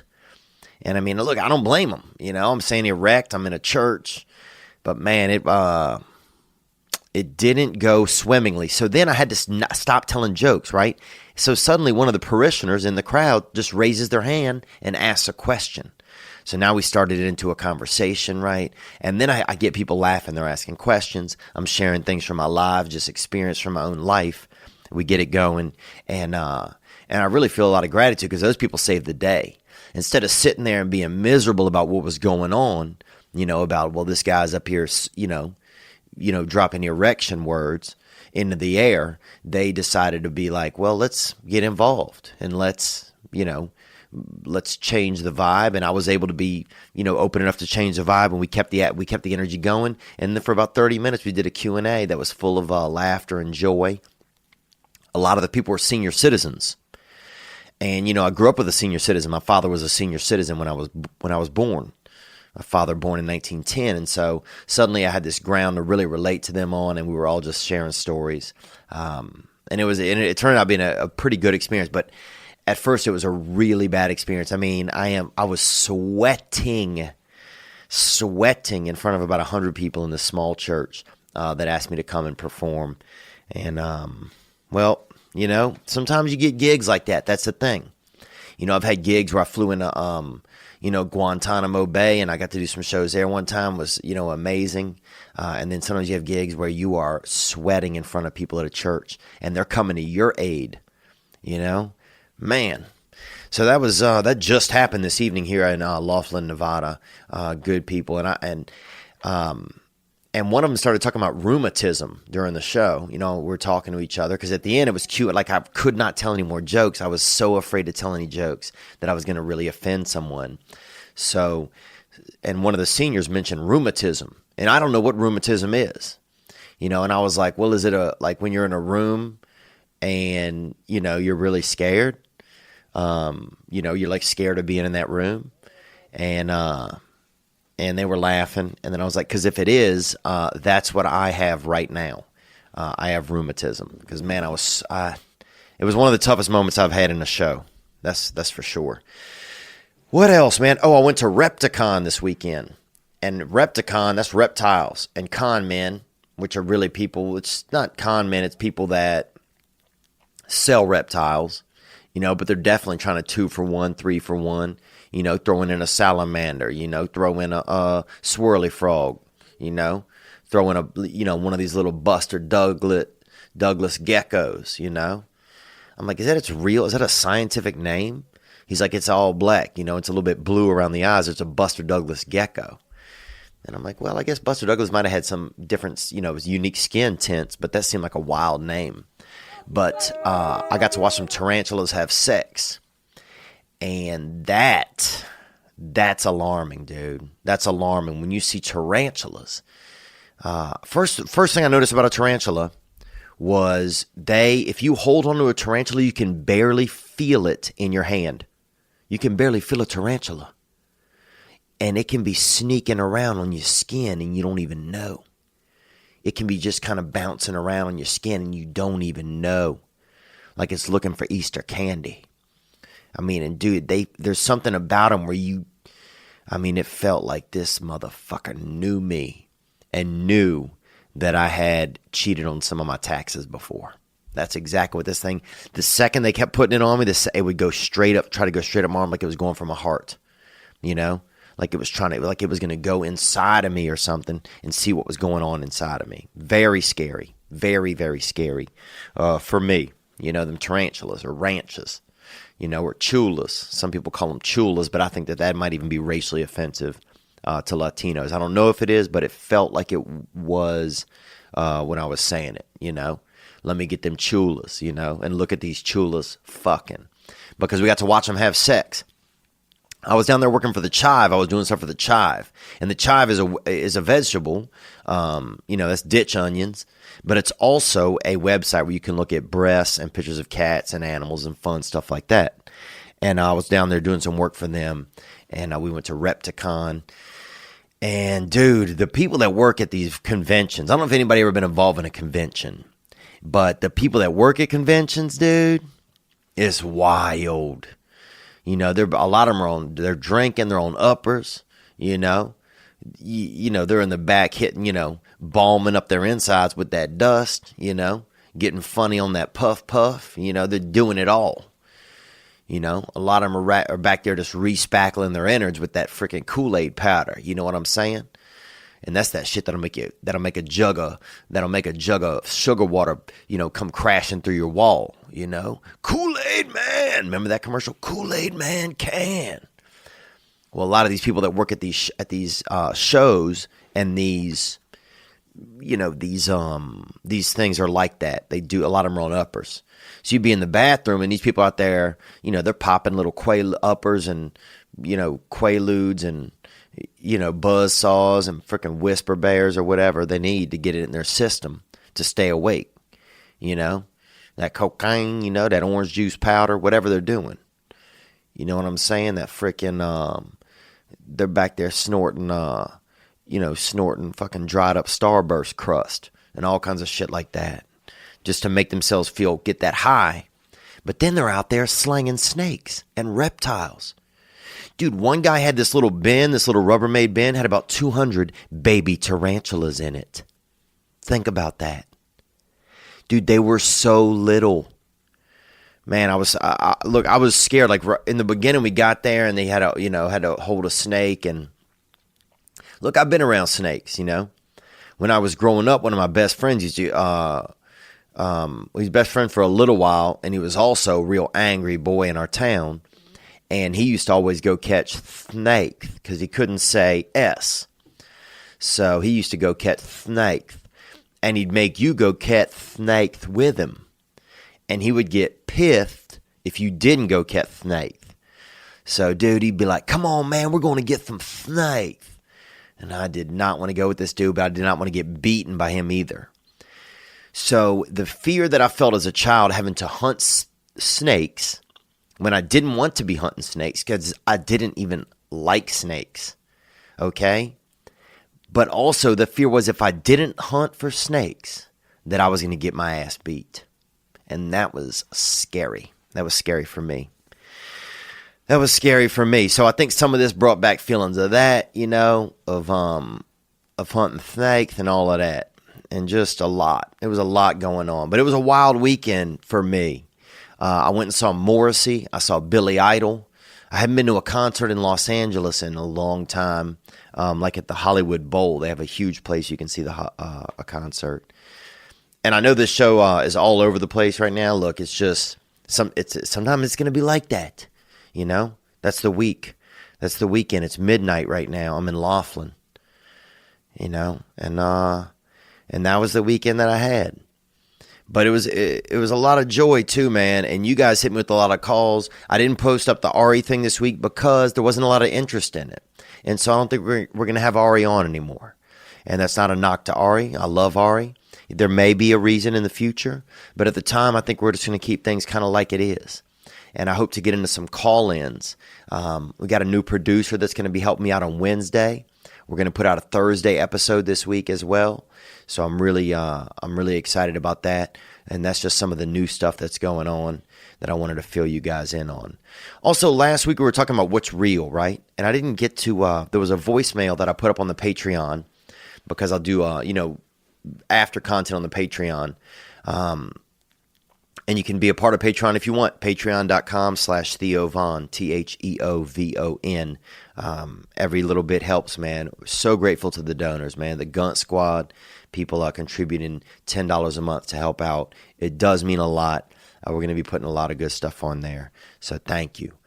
But last week we were talking about what's real, you know. And a caller dropped this call into me, and I just want to play it for you guys so you guys have an idea of it just kind of put me on a good note, and I should have played it at the end last week, but I didn't. Here we go.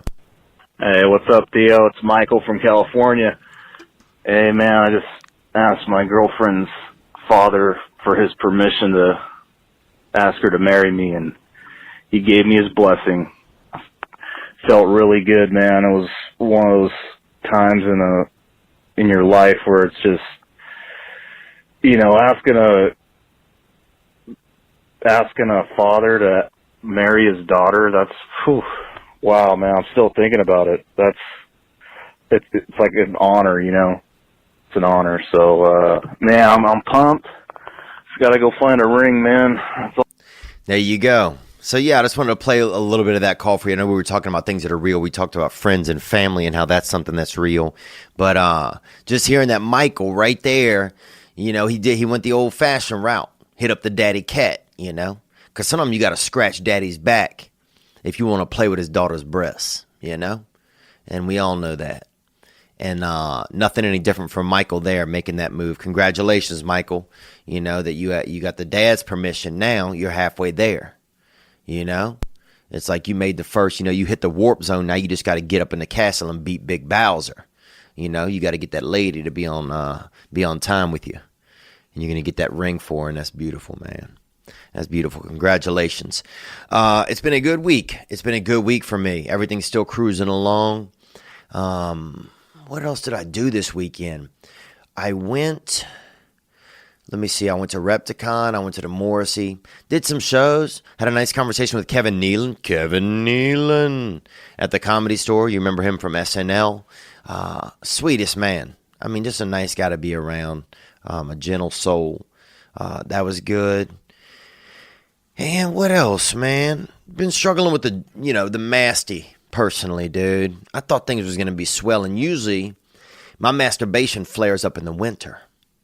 You know, my masturbation flares up in the winter, and I don't know why. I don't know if there's more full moons in the winter, or if there's more, you know, stray animals. A lot of animals that run away from home in the wintertime. And I know that's, you know, everybody pretty much knows that, but I think there's something innate in a man, you know, when these animals are out and about and you're still, you know, that makes us growl. That makes us want to just puff out our chests and just touch ourselves, you know? And I guess that's something that was going on for me, man. I've just been struggling with it. And you know, I know for some people it's not a struggle, but for me it is, man. When I get home and I got zero plans to masturbate, you know, to touch myself or to pleasure myself. And then, you know, 3 minutes and 40 seconds later, I find myself just waddling towards the restroom with my pants at my ankles. You know, and I got the Lord's, you know, you know, cinnamon drippings on the outside of my hands, you know, from doing dirty works to myself. It just makes me, you know, it's just not something that I want to be doing regularly. I mean, to be honest, I'm trying to not do it for a while. That's the thing. You know, I'd be okay with masturbating or doing touchy if I could take a break from doing it. But it's hard to quit, dude. It's hard to quit touching yourself. You know? I don't know. I mean, what are they? I feel like my dick has cigarettes in it. You know, because there's nothing that's harder. I don't know anything harder to quit. You know, or to take a break from. And I don't want to have to get a sponsor or somebody that, you know, watches me at night. That's crazy. But I'm thinking about it. I'd be lying to you if I didn't say I was thinking about paying someone to watch me at night for 2 hours, paying $50 an hour, just for, you know, 20 days or something. And I know you're like, well, that's $1,000. Yeah, it is. But it also will be 20 days of assurance where daddy, you know, ain't being all naughty with himself, you know, and ain't just making that fire water fly out of himself, you know, for no real reason. I mean, it's just, I don't know. I'm gonna quit talking about it because I don't want to think down about myself and have too much shame. But that's where I'm at, man. That's what's been going on. I got a lot of response from the Fighter and the Kid podcast. I did it. If you didn't get a chance to hear it, go check it out. That's with myself and Brian Callen and Brendan Schaub. I had a good time on there. And then I had a caller that gave a response to my appearance on there and a discussion that happened on there. And I want to check that in right now. Here we go. See, what's going on, man? It's Pat from Mobile, Alabama. That's my boy Pat from Mobile, and Pat only has one leg, you know? He only has one leg, dude. Think about something that only has one leg, you know? Think about something. That's Pat. Onward. You know, still fucking hating the hair, bro. But you just got to be better, man. Look in the mirror and say, I'm going to be better. But I wanted to say, though, Pat, okay? People with one leg shouldn't throw stones, dude. You ever heard that? You know? Yeah, I got bad hair, dude. You know? I know it. It's humbling. You know, and if anybody should know about humbling, it's you, my brother. And I respect what you do. You know, I know you got, you ain't all limbed up like a lot of people. And a lot of people are taking the easy way out. I know it. I know sometimes when I'm standing up on both of my fucking legs that I'm kind of a pussy. You know, I think about that sometimes. Sometimes when I'm standing on my legs, I'm thinking, well, damn, Pat's out there on one leg doing the same thing I'm doing. You know, aren't I taking the easy way out? And I recognize that, man, you know. We all have our things, you know, and I got the hair. It's humbling. So I respect your humble game by showing up, you know, with 3 limbs. So just respect mine, man. I know it's nasty. Dude, I know I look like somebody that sells fucking indoor waterfalls in Tennessee, you know? I know I look like somebody that models land. You know, I look like a supermodel at a fucking swap meet. I know I look bad, dude. You know? I know I look like the dude that always farted. You know? That's what this haircut does, brother. When you show up with this haircut, you are the dude that farted. Doesn't matter. But onward, Patrick, I do appreciate your call, man, and I love you, and I appreciate you calling down there from Mobile, Alabama. I got a beautiful half-sister and her family live over there near Spanish Fort. Onward. You said you never been around a black man who's been nervous on The Fighter and the Kid. That's true. Well, we had a discussion on The Fighter and the Kid the other day, and I actually had the same discussion with my buddy James the other day, where do black people get nervous?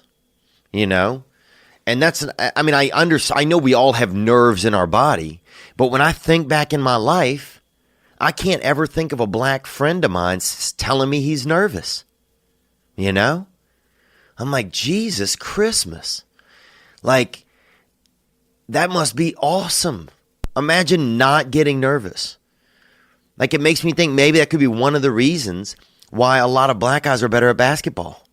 Because every time I got the ball, I'm nervous as fuck. Imagine having no nerves and just being able to rely on your abilities. You know, in any case, approaching women. My black buddy's always better at approaching women.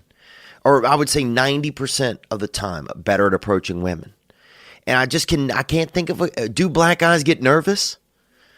You know, and that's a call-in. We can put that at a call-in for this coming week. And this isn't I'm not thinking, if you're taking this as a racial, I'm not making fun.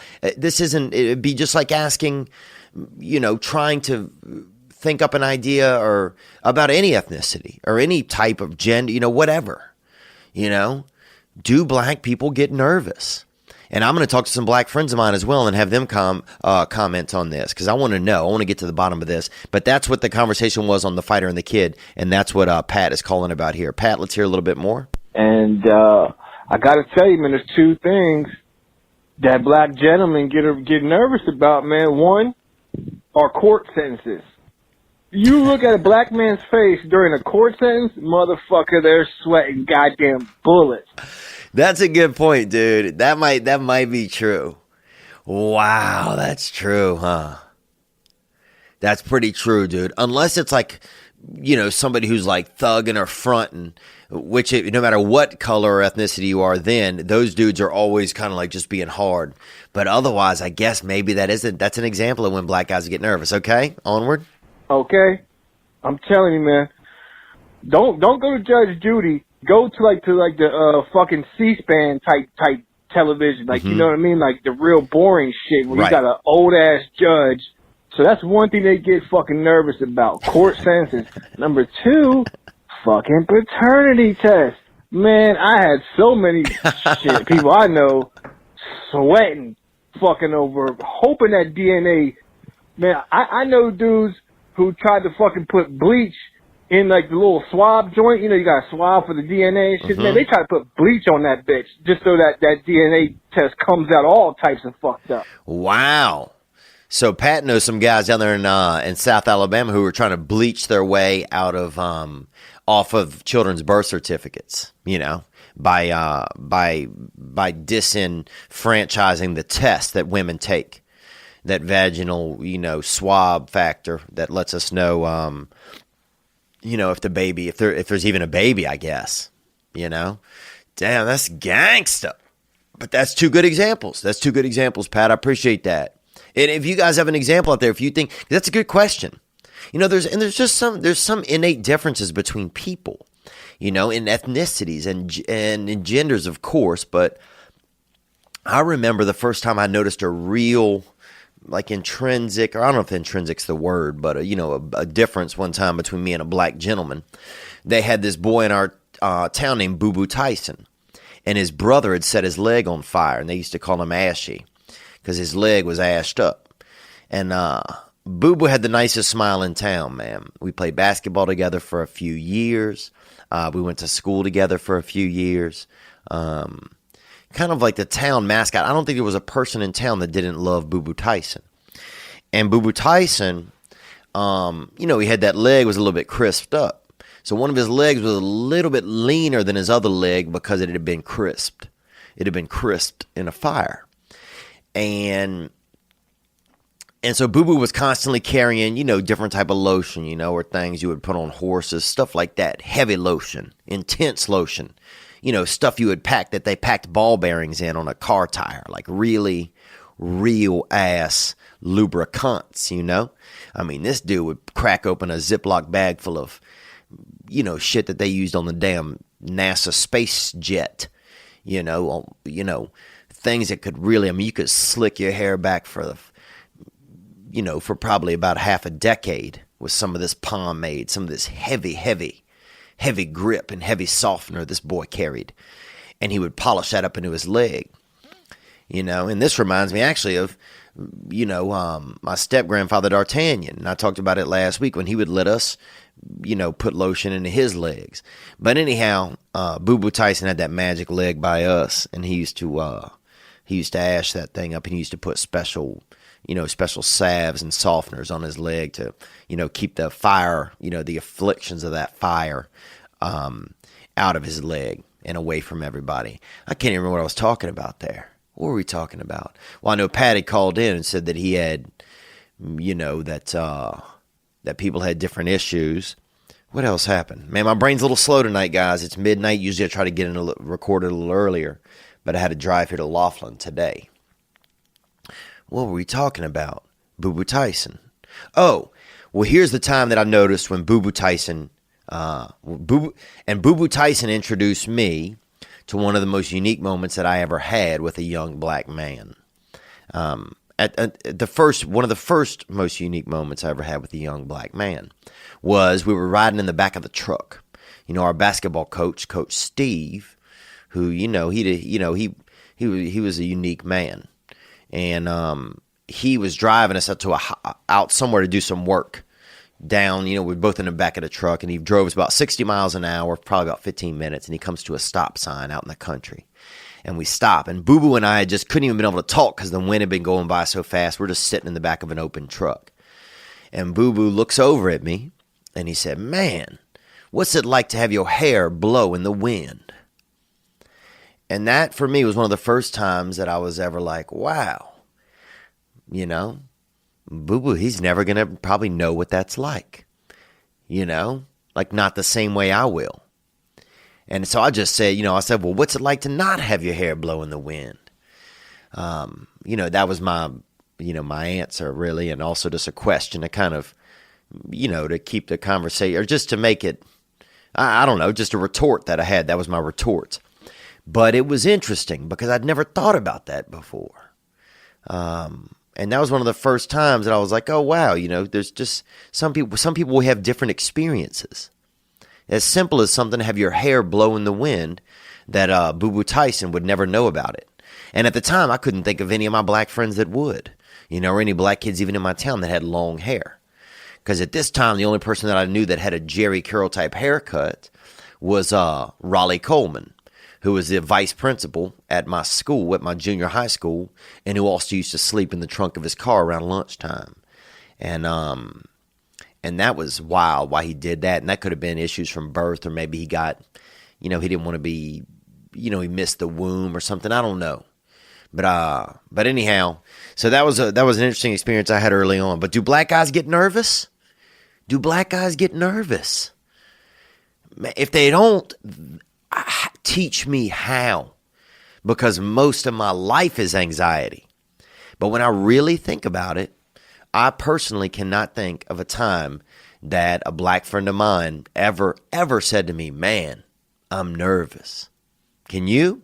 If you can, tell me, man. Hit the hotline, 985-664-9503. And we don't need anything, nothing racial or jarring like that. I'm not looking for anything like that, but I am looking for just some unique experiences. Or if you had a unique experience that showed you a difference between you and another ethnicity, something that was like unique, that really gave you a perspective, that adjusted your perspective or gave you a perspective a little bit. I'd love to know more. All right, let's move into another call that came in. Here we go. Hey, Theo, this is Fausto speaking from Brazil. Fausta from Brazil, man.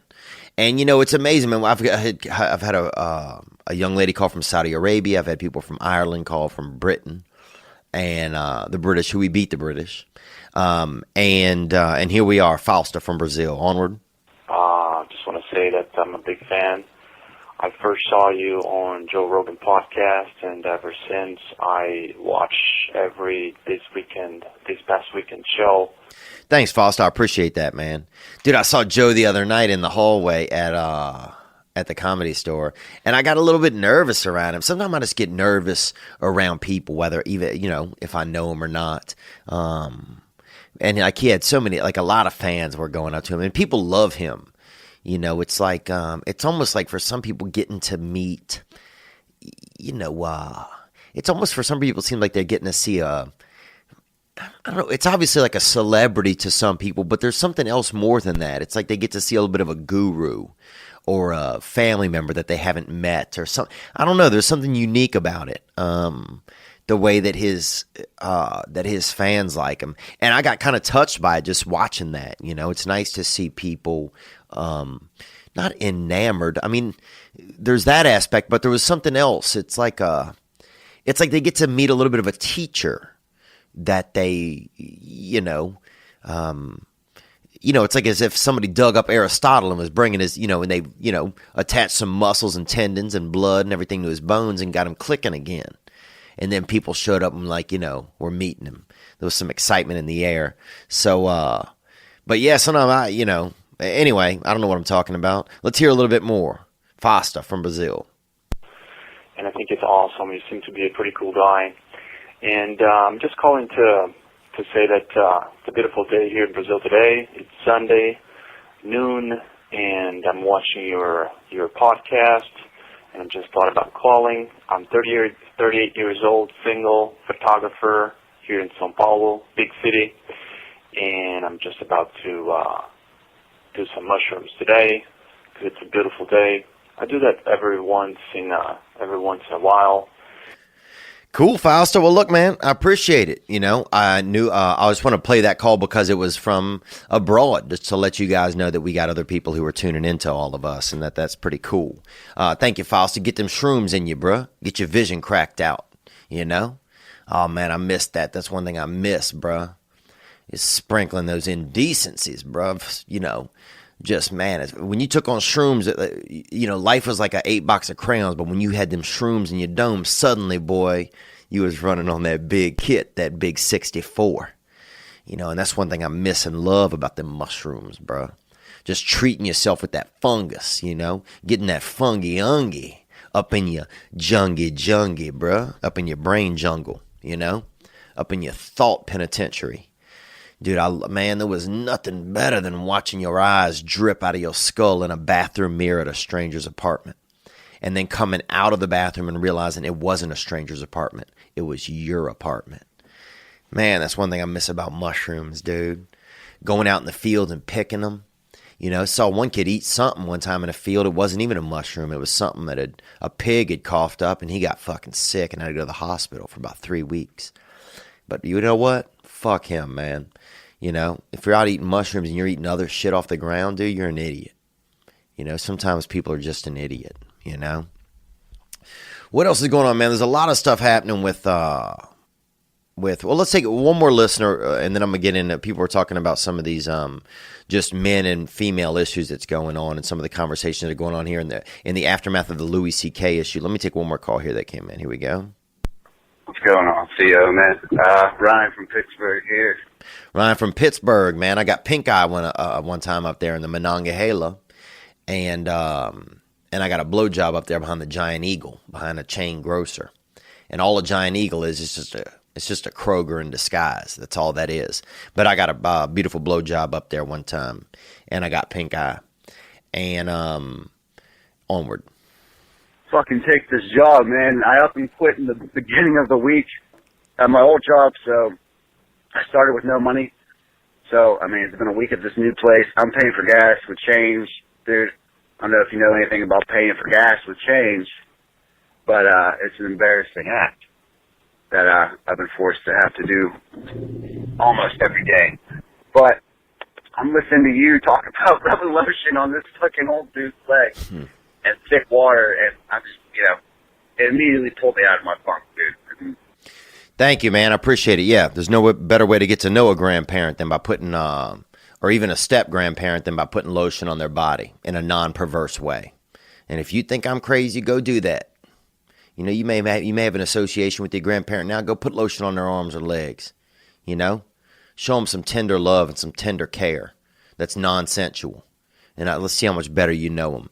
But I appreciate it, man. I appreciate it.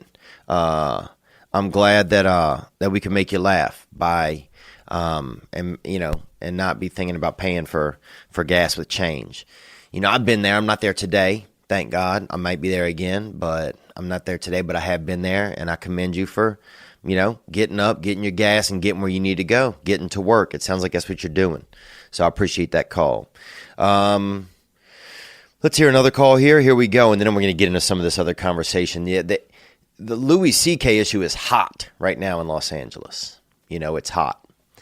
And, Louis been stripped apparently of a lot of his opportunity. He came out with a statement. Louis C.K., a famous comedian, was accused of, I think there's 5 instances in the article that I've read so far. There may be new stuff. I don't know. There are 5 instances of sexual indecency. And that's just I don't know the exact term. That's the term I'm using. But, there's 5 instances where he asked people if he could jerk off in front of them. One of them said no, and he didn't. And then other people were like, yeah, or didn't say anything or laughed, and he kept going. And that's a wild thing, man. To be jerking off in front of somebody is brave. It's brave. But also to be sitting watching somebody jerk off is, to jerk off somebody in front of to jerk off in front of somebody is it's messed up. It's ballsy. It's fucked up. If they don't want it, if you're looking at them and you can tell they do not want that, and you're continuing to do that, that's messed up. That's messed up. Also, to sit there and watch somebody jerk off when you don't want to be is kind of messed up. Leave the fucking room. Leave the room. Somebody's jerking off, dude, I'm out. You know what I'm saying? Knock, knock, who's there? Not me. I'm leaving. And I know there's some traumatizing instances and stuff, but if somebody's not blocking the door, adios, bro. And that's Spanish for I'm not watching you jerk off. I'm out of here. But that's big out here in Los Angeles right now, and a lot of men are afraid to speak anything right now. A lot of men are just scared. It definitely feels like a witch hunt in Los Angeles. It feels. Any instances of there's instances of of just a man looked at me this way, or a man, a few years ago, a man said something kind of, rude, or, it's baffling. It's baffling, and it's scary. And I think a lot of the country probably is this is fucked up, whatever. A lot of people probably read the Louis story in the Louis article and were like, yeah, it's fucked up, but it just seems like a, kind of a fucked up dude, kind of a pervy dude. I'm not surprised. I mean, dudes can be pervy, and I'm not making excuses. I guess I'm just like, some of it feels, well, here's what I think is going to happen. I think in 3 years, Louis is going to have one of the biggest comedy tours ever. I was at the Comedy Store last night, and Neil Brennan is on stage, and he asked the crowd, if Louis was performing in the next room right now, would you guys pay to go see him? And 95% of the crowd clapped, like cheered. I mean, I think one unique thing about Louis being involved in this scenario is that he's so good at figuring out his own thoughts and making them into relatable conversation, or even conversation. Maybe the conversation isn't always relatable, but the humor and the conversation that he uses is revealing. And I think that it's going to be, I think that at least by him being involved in this, you'll be able to get, he's going to come back with one of the best hours of comedy ever. And of course, the industry has to distance themselves from him, the Hollywood industry and stuff like that, because they're all tied to advertisers and that sort of deal. But it's just gotten. I think it's gotten to the point, some stuff where some of this is just like, when does how? I don't know. I guess I don't know what some of my thoughts are, man. But it just seems. It's just, it's definitely scary. It's scary in LA right now because there's, accusations of just fly up on Facebook every other day. And you have if you didn't do anything as a man and you get accused, that can be your ass. That can be your ass. It doesn't even matter. There's a governor in Alabama or some man that's running, and there's accusations against him of pedophilia. And obviously, not good, not cool. But with this day and age, who knows if somebody didn't just make someone say something, or have, find some person to say something to ruin a presidential election. It's like, you just don't know. We can't just go on accusations. And I'm not specifying on the guy from Alabama or whatever, Roy Moore, but we just can't go on accusations. If we do, it's just like it's just going to turn into a witch hunt. And I guess it's scary for me because I'm a man, and we seem to be what's most popularly being hunted right now. And I don't think that's everywhere, but I do think that it's certainly like in a lot of liberal circles, and it's scary. And it's certainly by like a lot. It's scary, bro. It's scary. Let me take this call right here. Here we go. Theo, what's going on, pimpin'? It's your boy Aaron. I'm from the Greater Toronto area out there in Ontario, Canada. I just wanted to get your thoughts on a little situation. So basically, a girl from my past reached out to me. I used to talk to her in high school, so she always had a boyfriend, so I never had a shot. Okay, so a girl from high school, she always had a boyfriend, you never had a shot. Onward. And she recently just reconnected with me. She reached out. She messaged me on some social media outlet, and we've been talking and hanging out, and things are getting kind of close. And she tells me she has a boyfriend. She's been seeing him for 5 years, but that their relationship's on the rocks. So I don't know what to do here. I don't know how to handle this situation because I really care about this. Okay, so just to even listen to your own call right there, man, you're saying that there's this girl, she's always had a boyfriend, so she wasn't available. And then, and I appreciate your call, man. And then you go on to say, and now she still has a boyfriend, and it seems like she's still not available. Here's what I would do. I would put your hat in the ring. I would say, look, this is what I would like. And if she can do that, then do that and move on. And move forward with her, I'd say, look, I'd like to date you, but I think getting involved in this, but if she's got both boyfriends, it's not going to be good. It's not going to end well for anybody, you know, and that could ruin your chance of being with her. But you're saying she had a boyfriend, she wasn't available, and now she still has a boyfriend. So she's still really not available, you know? And if you start off in that environment, you know, you could, and then one day she leaves you for some other dude, you couldn't be that shocked, you know, if that's how it started this way. But I put your thoughts in. Say, hey, look, this is how I feel. You know, this is what I want. If you're really into her. Now, if you're just trying to get a little bit of a zoom, then, you know, take her to some coffee and keep feeling that out. See where you guys are.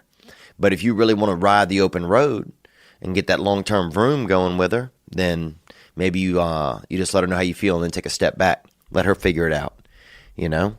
But look, it depends on how much of your time you want to waste. That's what I think. For me, that's what it would. But I appreciate your call, man. Let's take in another call right here. And this was a little bit more about what's going on with kind of men and some of their thoughts and stuff these days. Onward. Howdy, Theo. This is your buddy Dylan Green from up in the Pacific Northwest, Bellingham, Washington. Called Dirty Dylan Green from Billingham. Onward, Dylan. Called a couple times. Love your podcast. Love listening to what you've got to say. You've been promoting this thing that you're doing that has to do with things concerning men and masculinity and how your listeners may feel as men and how we're treated and communicated with in America. And, you know... Well, yeah, I mean, we're in a tough time. I mean, we're certainly in a tough time, dude. Especially, I mean, like in Los Angeles, it is hell. It's hell, man. I mean, I'm afraid to even jerk off with my cat in the room, you know? And I don't even have a cat. You know, I do not even have a cat. But if I did, I'd be afraid. You know, it's just a scary time out here. Now, I think in a lot of America, it's not like that. A lot of America, people are still like actually living and things are making sense. You know, I mean, people are hunting Louis C.K. from 2005. He wasn't even a celebrity then. I mean, he was a good comedian, but he wasn't the Louis C.K. that we have today.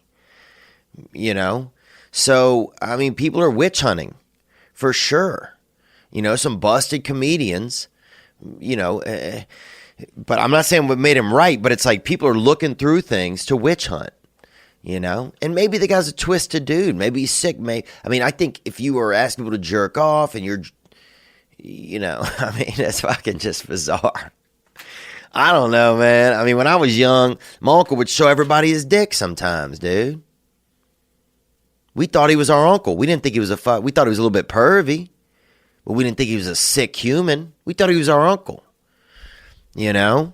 But these people act like they never seen a fucking dick in the universe. You know? Like Louis broke out of a sack of kryptonite. You know? I mean, leave the fucking room as well. You know? I mean, I just don't like to the point where sometimes people are, you know, it just like you're so affected because of what? Like, have you ever been around in the world where there's dicks around? Leave. You know, it just some of it's just bizarre to me. But let's hear more what you have to say, man.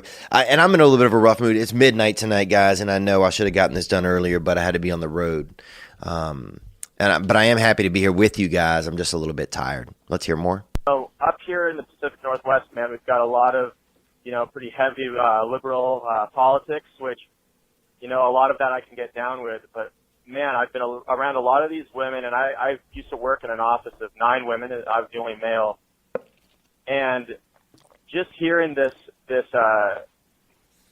things from them of saying that the world just hates women and the world is always out to get down women. And when they say the world, it's kind of like their way of saying, well, like men are just out to get us. And the world is setting these precedents for beauty and how we're supposed to look.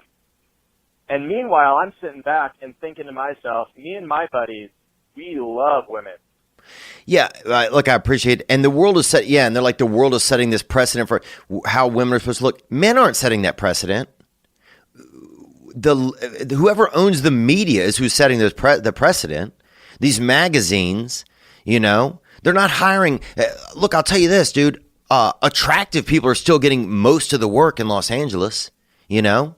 Like, you know, they'll be like, oh, well, you know, Hollywood and the, you know, magazine industry, stuff like that, you know, like media, they can be like, well, you know, everybody should look however they want and everyone's beautiful and this and that. But then they're only taking mostly the prettiest, you know. They ain't picking up the ugliest people and giving them work. 98% of the time, that's not what they're doing.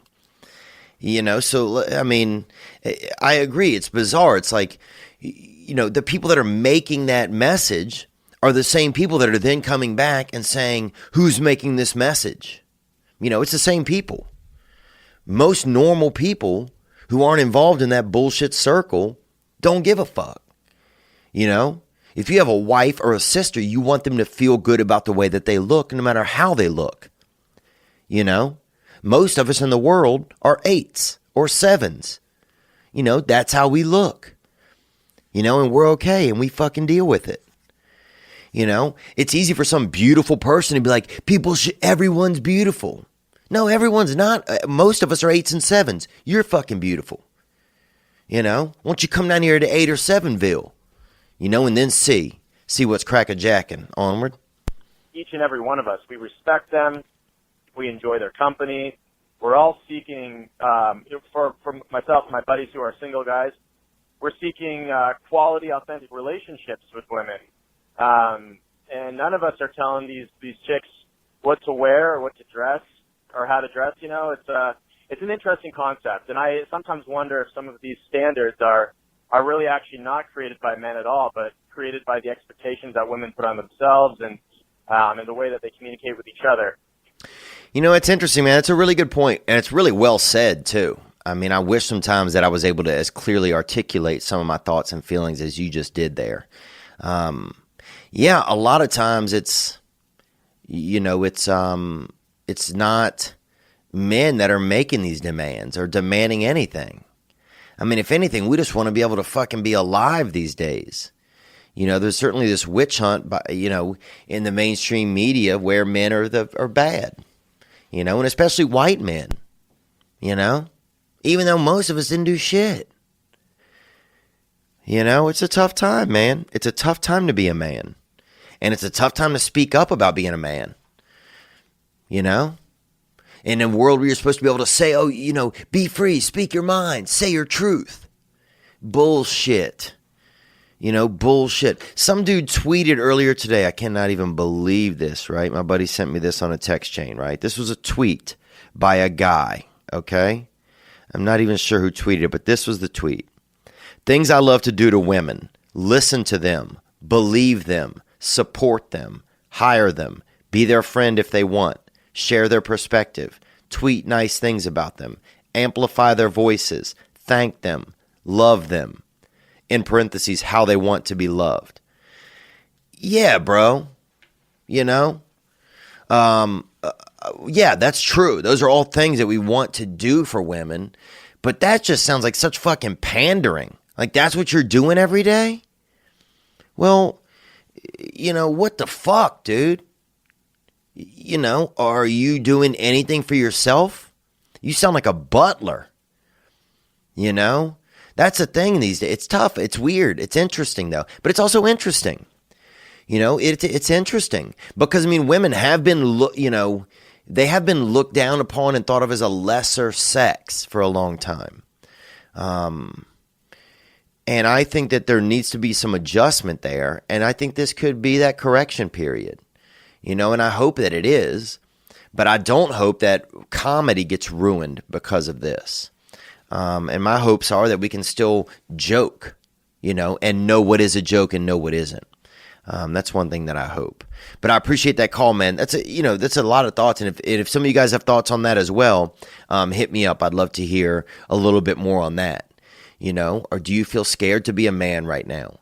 Do you feel like a lot of these issues that are created out there, and a lot of these, you know, views of women and are created more by women?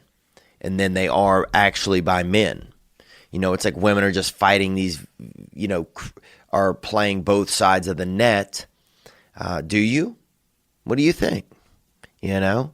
Or have men just been, you know, because it's tough. The tough thing is if you're not a bad dude. If you're not a bad dude, then this doesn't apply to you. But the problem is some of these things are so blanket they make it feel like it applies to everyone.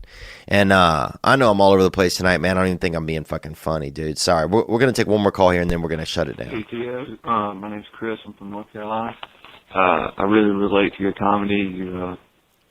I like to think of myself as a bit of a Southern gentleman, not quite as with an exquisite accent as yours, but I do love listening to you speak. Well, you got a nice accent there too, brother. You got a real handsome tongue in your head, Omar. I have some problems with, I like to think, drugs and whatnot. I use marijuana as an agent to combat these things, and I was just kind of wondering how you feel. Like in North Carolina, it's illegal to use marijuana, but in California, it's medicine. How do you feel about that being something to help you get off alcohol and other things that aren't good for you? Well, for me, I don't use marijuana. I don't use anything. Does it suck? Yeah. I want to crack my brain open sometimes, dude, and eat the rib meat off of my fucking thought spheres. For sure. I want to bust open my damn fucking brain stem, and lick that rib meat off them thought sickles that are hanging out from the inside of my cranium. But I don't. When I have so when I'm stressed or whatever, I just have to deal with it. I got to deal with my own thoughts. I have to deal with my own feelings. And for me, that's what I need, because the easiest thing for me to do is to hide from my issues. Man, my brain, whatever's inside of me, the problem that is inside of me, whatever it is lazy and it is manipulative. It will manipulate me. And if I have a problem, instead of dealing with it or thinking through it or feeling through it, my brain will be like, oh, yeah, whatever, have a beer, go do this, go do that, go to bed, take a nap, jerk off, look at porn, watch sport, do something, Don't solve whatever this little thing is. Don't try and figure it out. Don't try to get help for yourself. So for me, I don't use marijuana, I'm not saying I never will. I'm not saying I'll always be this way, but for now, I'm trying to live life on life's terms, man. I'm trying to look life straight in the eye when I have an issue. Now, you can't use it in North Carolina legally. People can in California legally. And I think it'll be legal everywhere in a couple of years. So if you want it, you're going to have it. But I think that this is a time when a lot of men, this is a critical time, I believe, that when it comes to, instead of grabbing a beer or grabbing a joint or a whip of coke, hitting one of them sheep tails, putting that fluffer nutter up your fucking face hole, I think it's time to sit and think, sit and feel, sit there. Why am I pissed? What's going on? What's got me, and figure it out. Get to the other side of it, so that way, if you are having a drink, having a joint, it's not reactionary and it's something you just want to do because you want to do it. Because that was my problem. I get reactionary. So I'm not a big proponent of that. I don't think there's anything wrong with it. If you're high as fuck right now, I don't give a fuck. I was over at Coco Diaz's podcast the other day. He's smoking weed in there. I don't care. I love that man to the end of the earth. I don't care what anybody else does, but I'm just saying for me, that's what I do for now. But it's up to you, man. It's up to you.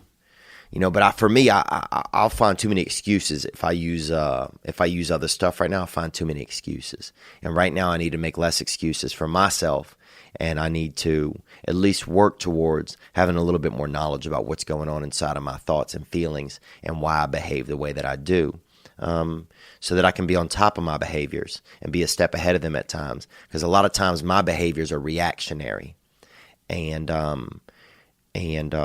they're not. My first behavior is sometimes the first choice that whatever's wrong inside of me wants to make isn't always the best choice for me. So I need to be aware and be there. I'm going to take one more call here from this guy. He called in a couple weeks ago, and I really related to this call, and then we're going to get out of here. I want to get his thoughts out here. Here we go. Hey, Theo. This is Chris. I emailed you earlier, said that I'm dealing with some stuff. So I'm going to do my best to explain what's going on. So basically, I'm kind of like you, like real similar upbringing. Didn't really have like a dad around. Kind of had like a mean mom. Thanks for calling, Chris. Thanks for sharing. Let's hear more. So about like my feelings or whatever, how to talk to girls, basically how to express my feelings towards girls. So Man, that was the bane of my existence. I didn't realize it until recently that was what caused a lot of my issues. Was that I was afraid to talk to women, and that fear just resonated inside of me. Let's hear more. I always kind of had like a said that I was too nice. She was running around with my friends after that. Okay, she had a girlfriend. She was too nice, but then you were too nice, and she started running around with your friends. Let's hear more. And that kind of like made me want to change myself, so I started to try to be a little bit more edgy, started drinking, started smoking, started partying, and that worked. You know, I got a little bit more popular, but it didn't really help, like, with girls. I mean, you know, most of the time I would end up, like, sleeping in the bushes or something like that instead of, you know, getting a girl. Yeah, so you weren't getting the girls, so you started being a certain way. Oh, I need to drink more. I need to, you know, use drugs or do something, but to get the girls. Yep, that's most dudes, so that's okay. But yeah, I was exactly that way, man. I didn't know who I was, so I just knew that whatever I wasn't okay because women didn't like me. And the main reason that I felt that way was because probably, in hindsight, I felt like somewhere inside of me, I felt like my mother didn't really like me, probably. And I know that's a big jump for some people listening to this, but that's, you know, as I learn more about myself, I realized that I never, you know, that if I thought my mother didn't like me, you know, and I didn't feel that relationship with her, then I didn't really know how to relate to women, because that's your first relationship for a young man. And if my relationship with her was kind of damaged, then, you know, my relationship with all women was probably going to be at least, you know, off to a rocky start, because I didn't know even how to begin one. So once women weren't recognizing me well, or it wasn't working, then yeah, of course you adjusted yourself. You party, now you smoking, you laying in the bushes, you living life. Let's hear more. To come home with me. And that just kept escalating, and my mother wasn't having it. You know, she ended up kicking me out the house. After that, I ended up living in a shed for about 6 months. And that's when things really got dark. And this is kind of a, you know, a tough call to hear, I'm sure, on a Monday or whatever. Some of you guys are still, you know, if you guys are listening to the episode. But, you know, this is life, man, and this is what's going on. And Chris called about 10 days ago, and this call really meant a lot to me because it, you know, I could relate to this a lot, Chris. I could relate to a lot of the things you're sharing because I felt a lot of these same ways. You know, all I wanted to do was feel the affections of a woman somehow. And not even sexual. I just wanted a woman to think that I was okay. Because for some reason when I was a kid, I don't know what happened. I don't know. It was before I was even able to know what was going on. I felt like my mother, our connection was not good. And I felt somewhere like I was not okay with. She didn't think I was okay. Something was not okay. She did not accept me, or I felt unaccepted by her. So immediately then, every other woman I immediately meet, I already feel unaccepted by them. So then I change myself. I start being different ways, acting outlandish, acting this way, being loud, being goofy, whatever, something to alter that interaction, something to try any code I could to crack this comfortability with women and make it feel more comfortable. And then, yeah, and my mom and I's relationship, of course, was never really getting strong. I got emancipated. I went out and was living with friends. Thankfully, I didn't have to live in a shed. You know, I was pretty blessed that I had some good friends and different families that took me in. But let's hear more about your story. I'm just saying it's right alongside. Let's go. You know, I had always kind of been like a little bit depressed because, you know, I didn't really have like a person in my life. Like I was alone basically. So when I was in that shed, things got real dark. You know, I would just stay up all night doing drugs and porn probably 4 times a day, maybe more than that. Jeepers, dude. Ugh, if I have to watch porn twice in a day, I feel horrible. I don't even do it. But I'm a one-trick pony anyway when it comes to sensuality, whether I'm doing self-pleasure or actual sex. If I'm doing sex. Let's hear more. And that went on for like 6 months. And this was a year ago. But yeah, man, so I got like some dysfunction going on with me. And the crazy thing is that, like, in order to heal myself and to get better, to do is to get out there and meet somebody and get into a relationship and start getting out there. But it's hard because, like I said, I don't have that drive. I don't have the libido. I don't wake up in the morning and just have that fire inside of me. Cool, man. Well, look, Chris, I appreciate you calling, man. I really do. Like 1,000,000%. I appreciate you calling. Like 1,000,000%, dude. And, you know, you're not alone. A lot of guys have a lot of similar feelings and a lot of similar issues, man. Let's hear the end of your call because I just feel bad about cutting you off. And plus, I'm like really, you know, I have low self-confidence just from, you know, I still kind of see myself as like that homeless dude jerking off in the shed. Yes, you have a low, your view of yourself probably isn't always good, it sounds like. Man, I'm sorry, dude. You know, I appreciate you sharing this. I really do. You know, and I hope that by hearing this back and listening to some of this, you're able to kind of get a little bit, you know, maybe just a little more perspective on yourself. Here, I got to plug this thing in really quick. Hold on one second. Oh, wait, never mind. The plug-in's right here. Hold on.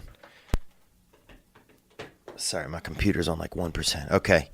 Yeah, look, man, I can relate to this 100%. You know, I really can. Self-worth is low. And a lot of that probably, you know, and look, I got to tell you, I'm not any therapist. I have no idea the shit I'm talking about.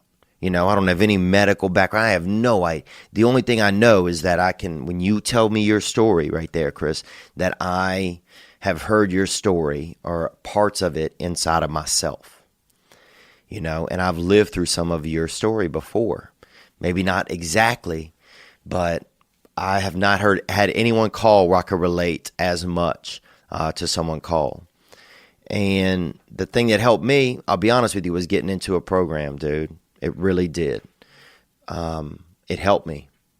It really helped me. I don't know if you need a program. You know, if you need an AA or an NA or a CA, I have no idea. You know, I don't know if I'll be involved in that program forever, but for now, I know that program has helped me get a better look at myself to know who I really am, you know. And it's hard, man. I've had to learn slowly to be vulnerable in relationships so that I can even build a connection with a woman. And this is slow stuff, dude. It's slow. And it takes work. But you can feel better. I promise. You know, and that's all I can tell you, man, is that you can feel better. And relationships that haven't been good or whatever will get better. And that somebody can love you and you can love somebody else. And, you know, and I can't tell you what, you know, I can't, you know, you can't tell somebody to go get in a program, but I can tell you that for me, it's changed my life, you know, and sometimes that's hard for me to even admit because sometimes I'm so like self-centered or so, you know, afraid to admit that anything other than me has changed my life because I'm so used to doing everything for myself, you know, but when I'm really honest, yeah, man, that program has changed my life. I have a constant base of men and other people that I can go to every day to learn how to live in any moment. If I don't know something to do, there's somebody I can call. There's 40 people I can call. Say, hey, what do I do right now? And they're like, this is what you do. And these are people that I trust and know and love. And I know that they love me. And bam, I do that.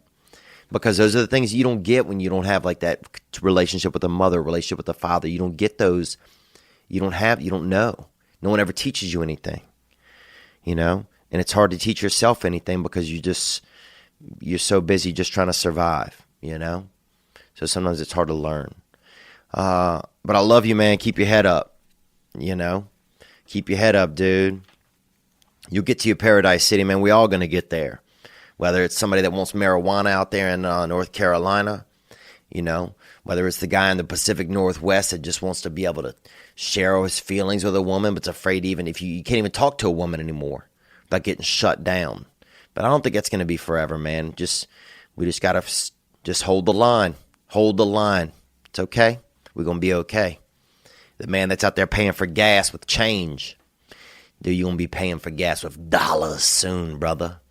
But hey, dude, it's funny. You called in, man, and you made me reminded me of when I used to pay for gas, man, roll in there with a hot sock full of nickels, fucking drop them on the counter, walk out. That's their issue then. You brought the change, but they gonna have to count that shit, you know? But yeah, it can be funny, man. Laugh at that shit next time you paying. Your Paradise City can be wherever. They got a fella, just think about it, dude. They got a fella out in Brazil, one of us, eating shrooms, dude. A 38-year-old single man dropping a voicemail like this is a dating website, but at the same time letting us know that he's about to blast off. He's about to let his inner Buzz Aldrin hit the stratosphere. And that's beautiful. Tiny Sandhu is still hitting the email box. I don't even know the motherfucker. If you have any idea what Tiny Sandhu may look like, or not, or just guessing, what is a Tiny Sandhu? Drop me an email. TheoVon@mac.com. Hit me with that sketch, that artist rendition of some Tiny Sandhu. And I'll see if I can incorporate some of them into the episode on Thursday. Maybe I'll put the pictures in at the end of the video or something on the YouTube. You can find us here. Subscribe, please. Tell your friends. This episode, honestly, wasn't one of my favorites in a lot of ways because my energy is a little bit low. But it meant a lot to me that you guys called in and hit the hotline this week, 985-664-9503. And I'm going to keep coming back, you know. I'm going to keep coming back and doing this because you guys keep showing up for me. And I promise you it means a lot. We stick together in this shit, you know. We stick together. You know, fuck it. The world's going to do what it's going to do. This shit's all, you know, if you stay off the news, a lot of the shit's more chill, dude. I laugh. Trump does crazy stuff. I think Trump's fucking hilarious. Trump is hilarious, dude. You know? Politicians never did anything for me anyway growing up. I think all these politicians are shit. They buying out Bernie. They fucked Bernie over. All of these politicians. They just rich, man. They rich. They doing rich shit. Ain't thinking about us. They doing rich shit, dude. So we take care of ourselves. We take care of our kind. We take care of each other. And I appreciate you being here for me, man, on this past weekend. I'll see you guys. We got a Thursday edition coming out this week. We got a producer coming in, a new producer Wednesday night, this boy. So we're going to see how that works. And thank you to everybody that called in and offered producership. I'm still emailing some people out. Going to do some trial runs here and there. See if, you know, maybe we need somebody on a Sunday. Maybe we need somebody on a Wednesday. I still have to get back to a few emails. It's just been kind of a crazy week. You know? I saw some tarantulas fucking though, bruh. And that's something I always wanted to see. Hit the hotline with some of the thoughts. If you ever had a black friend get nervous. Hit the hotline if you're a scared man out there. You know? Fuck, I'm a white man. I feel like they're trying to kill me right now. It's tough, man. But hold on to yourselves. Hold on to your loved ones. Keep them close. I'll talk to you guys soon. Thank you.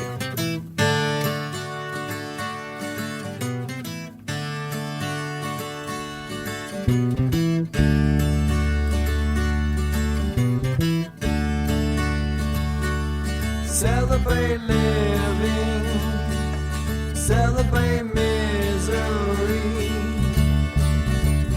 You know that soon we're gonna die. Let's have some fun while we all die. Ladies and gentlemen, I'm Jonathan Kite, and welcome to Kite Club, a podcast where I'll be sharing thoughts on things like current events, stand-up stories, and 7 ways to pleasure your partner. The answer may shock you. Sometimes I'll interview my friends. Sometimes I won't. And as always, I'll be joined by the voices in my head. You have 3 new voice messages. A lot of people are talking about Kite Club. I've been talking about Kite Club for so long, longer than anybody else. So great. Hey, sweetheart, here's Theo. Anyone who doesn't listen to Kite Club is a dodgy bloody wanker. Do you know what I mean? Hi, I'll take a quarter pounder with cheese and a McFlurry. Sorry, sir, but our ice cream machine is broken. No! I think Tom Hanks just butt-dialed me. Anyway, first rule of Kite Club is tell everyone about Kite Club. Second rule of Kite Club is tell everyone about Kite Club. Third rule, like and subscribe wherever you listen to podcasts or watch us on YouTube, yeah? And yes, don't worry, my Brad Pitt impression will get better.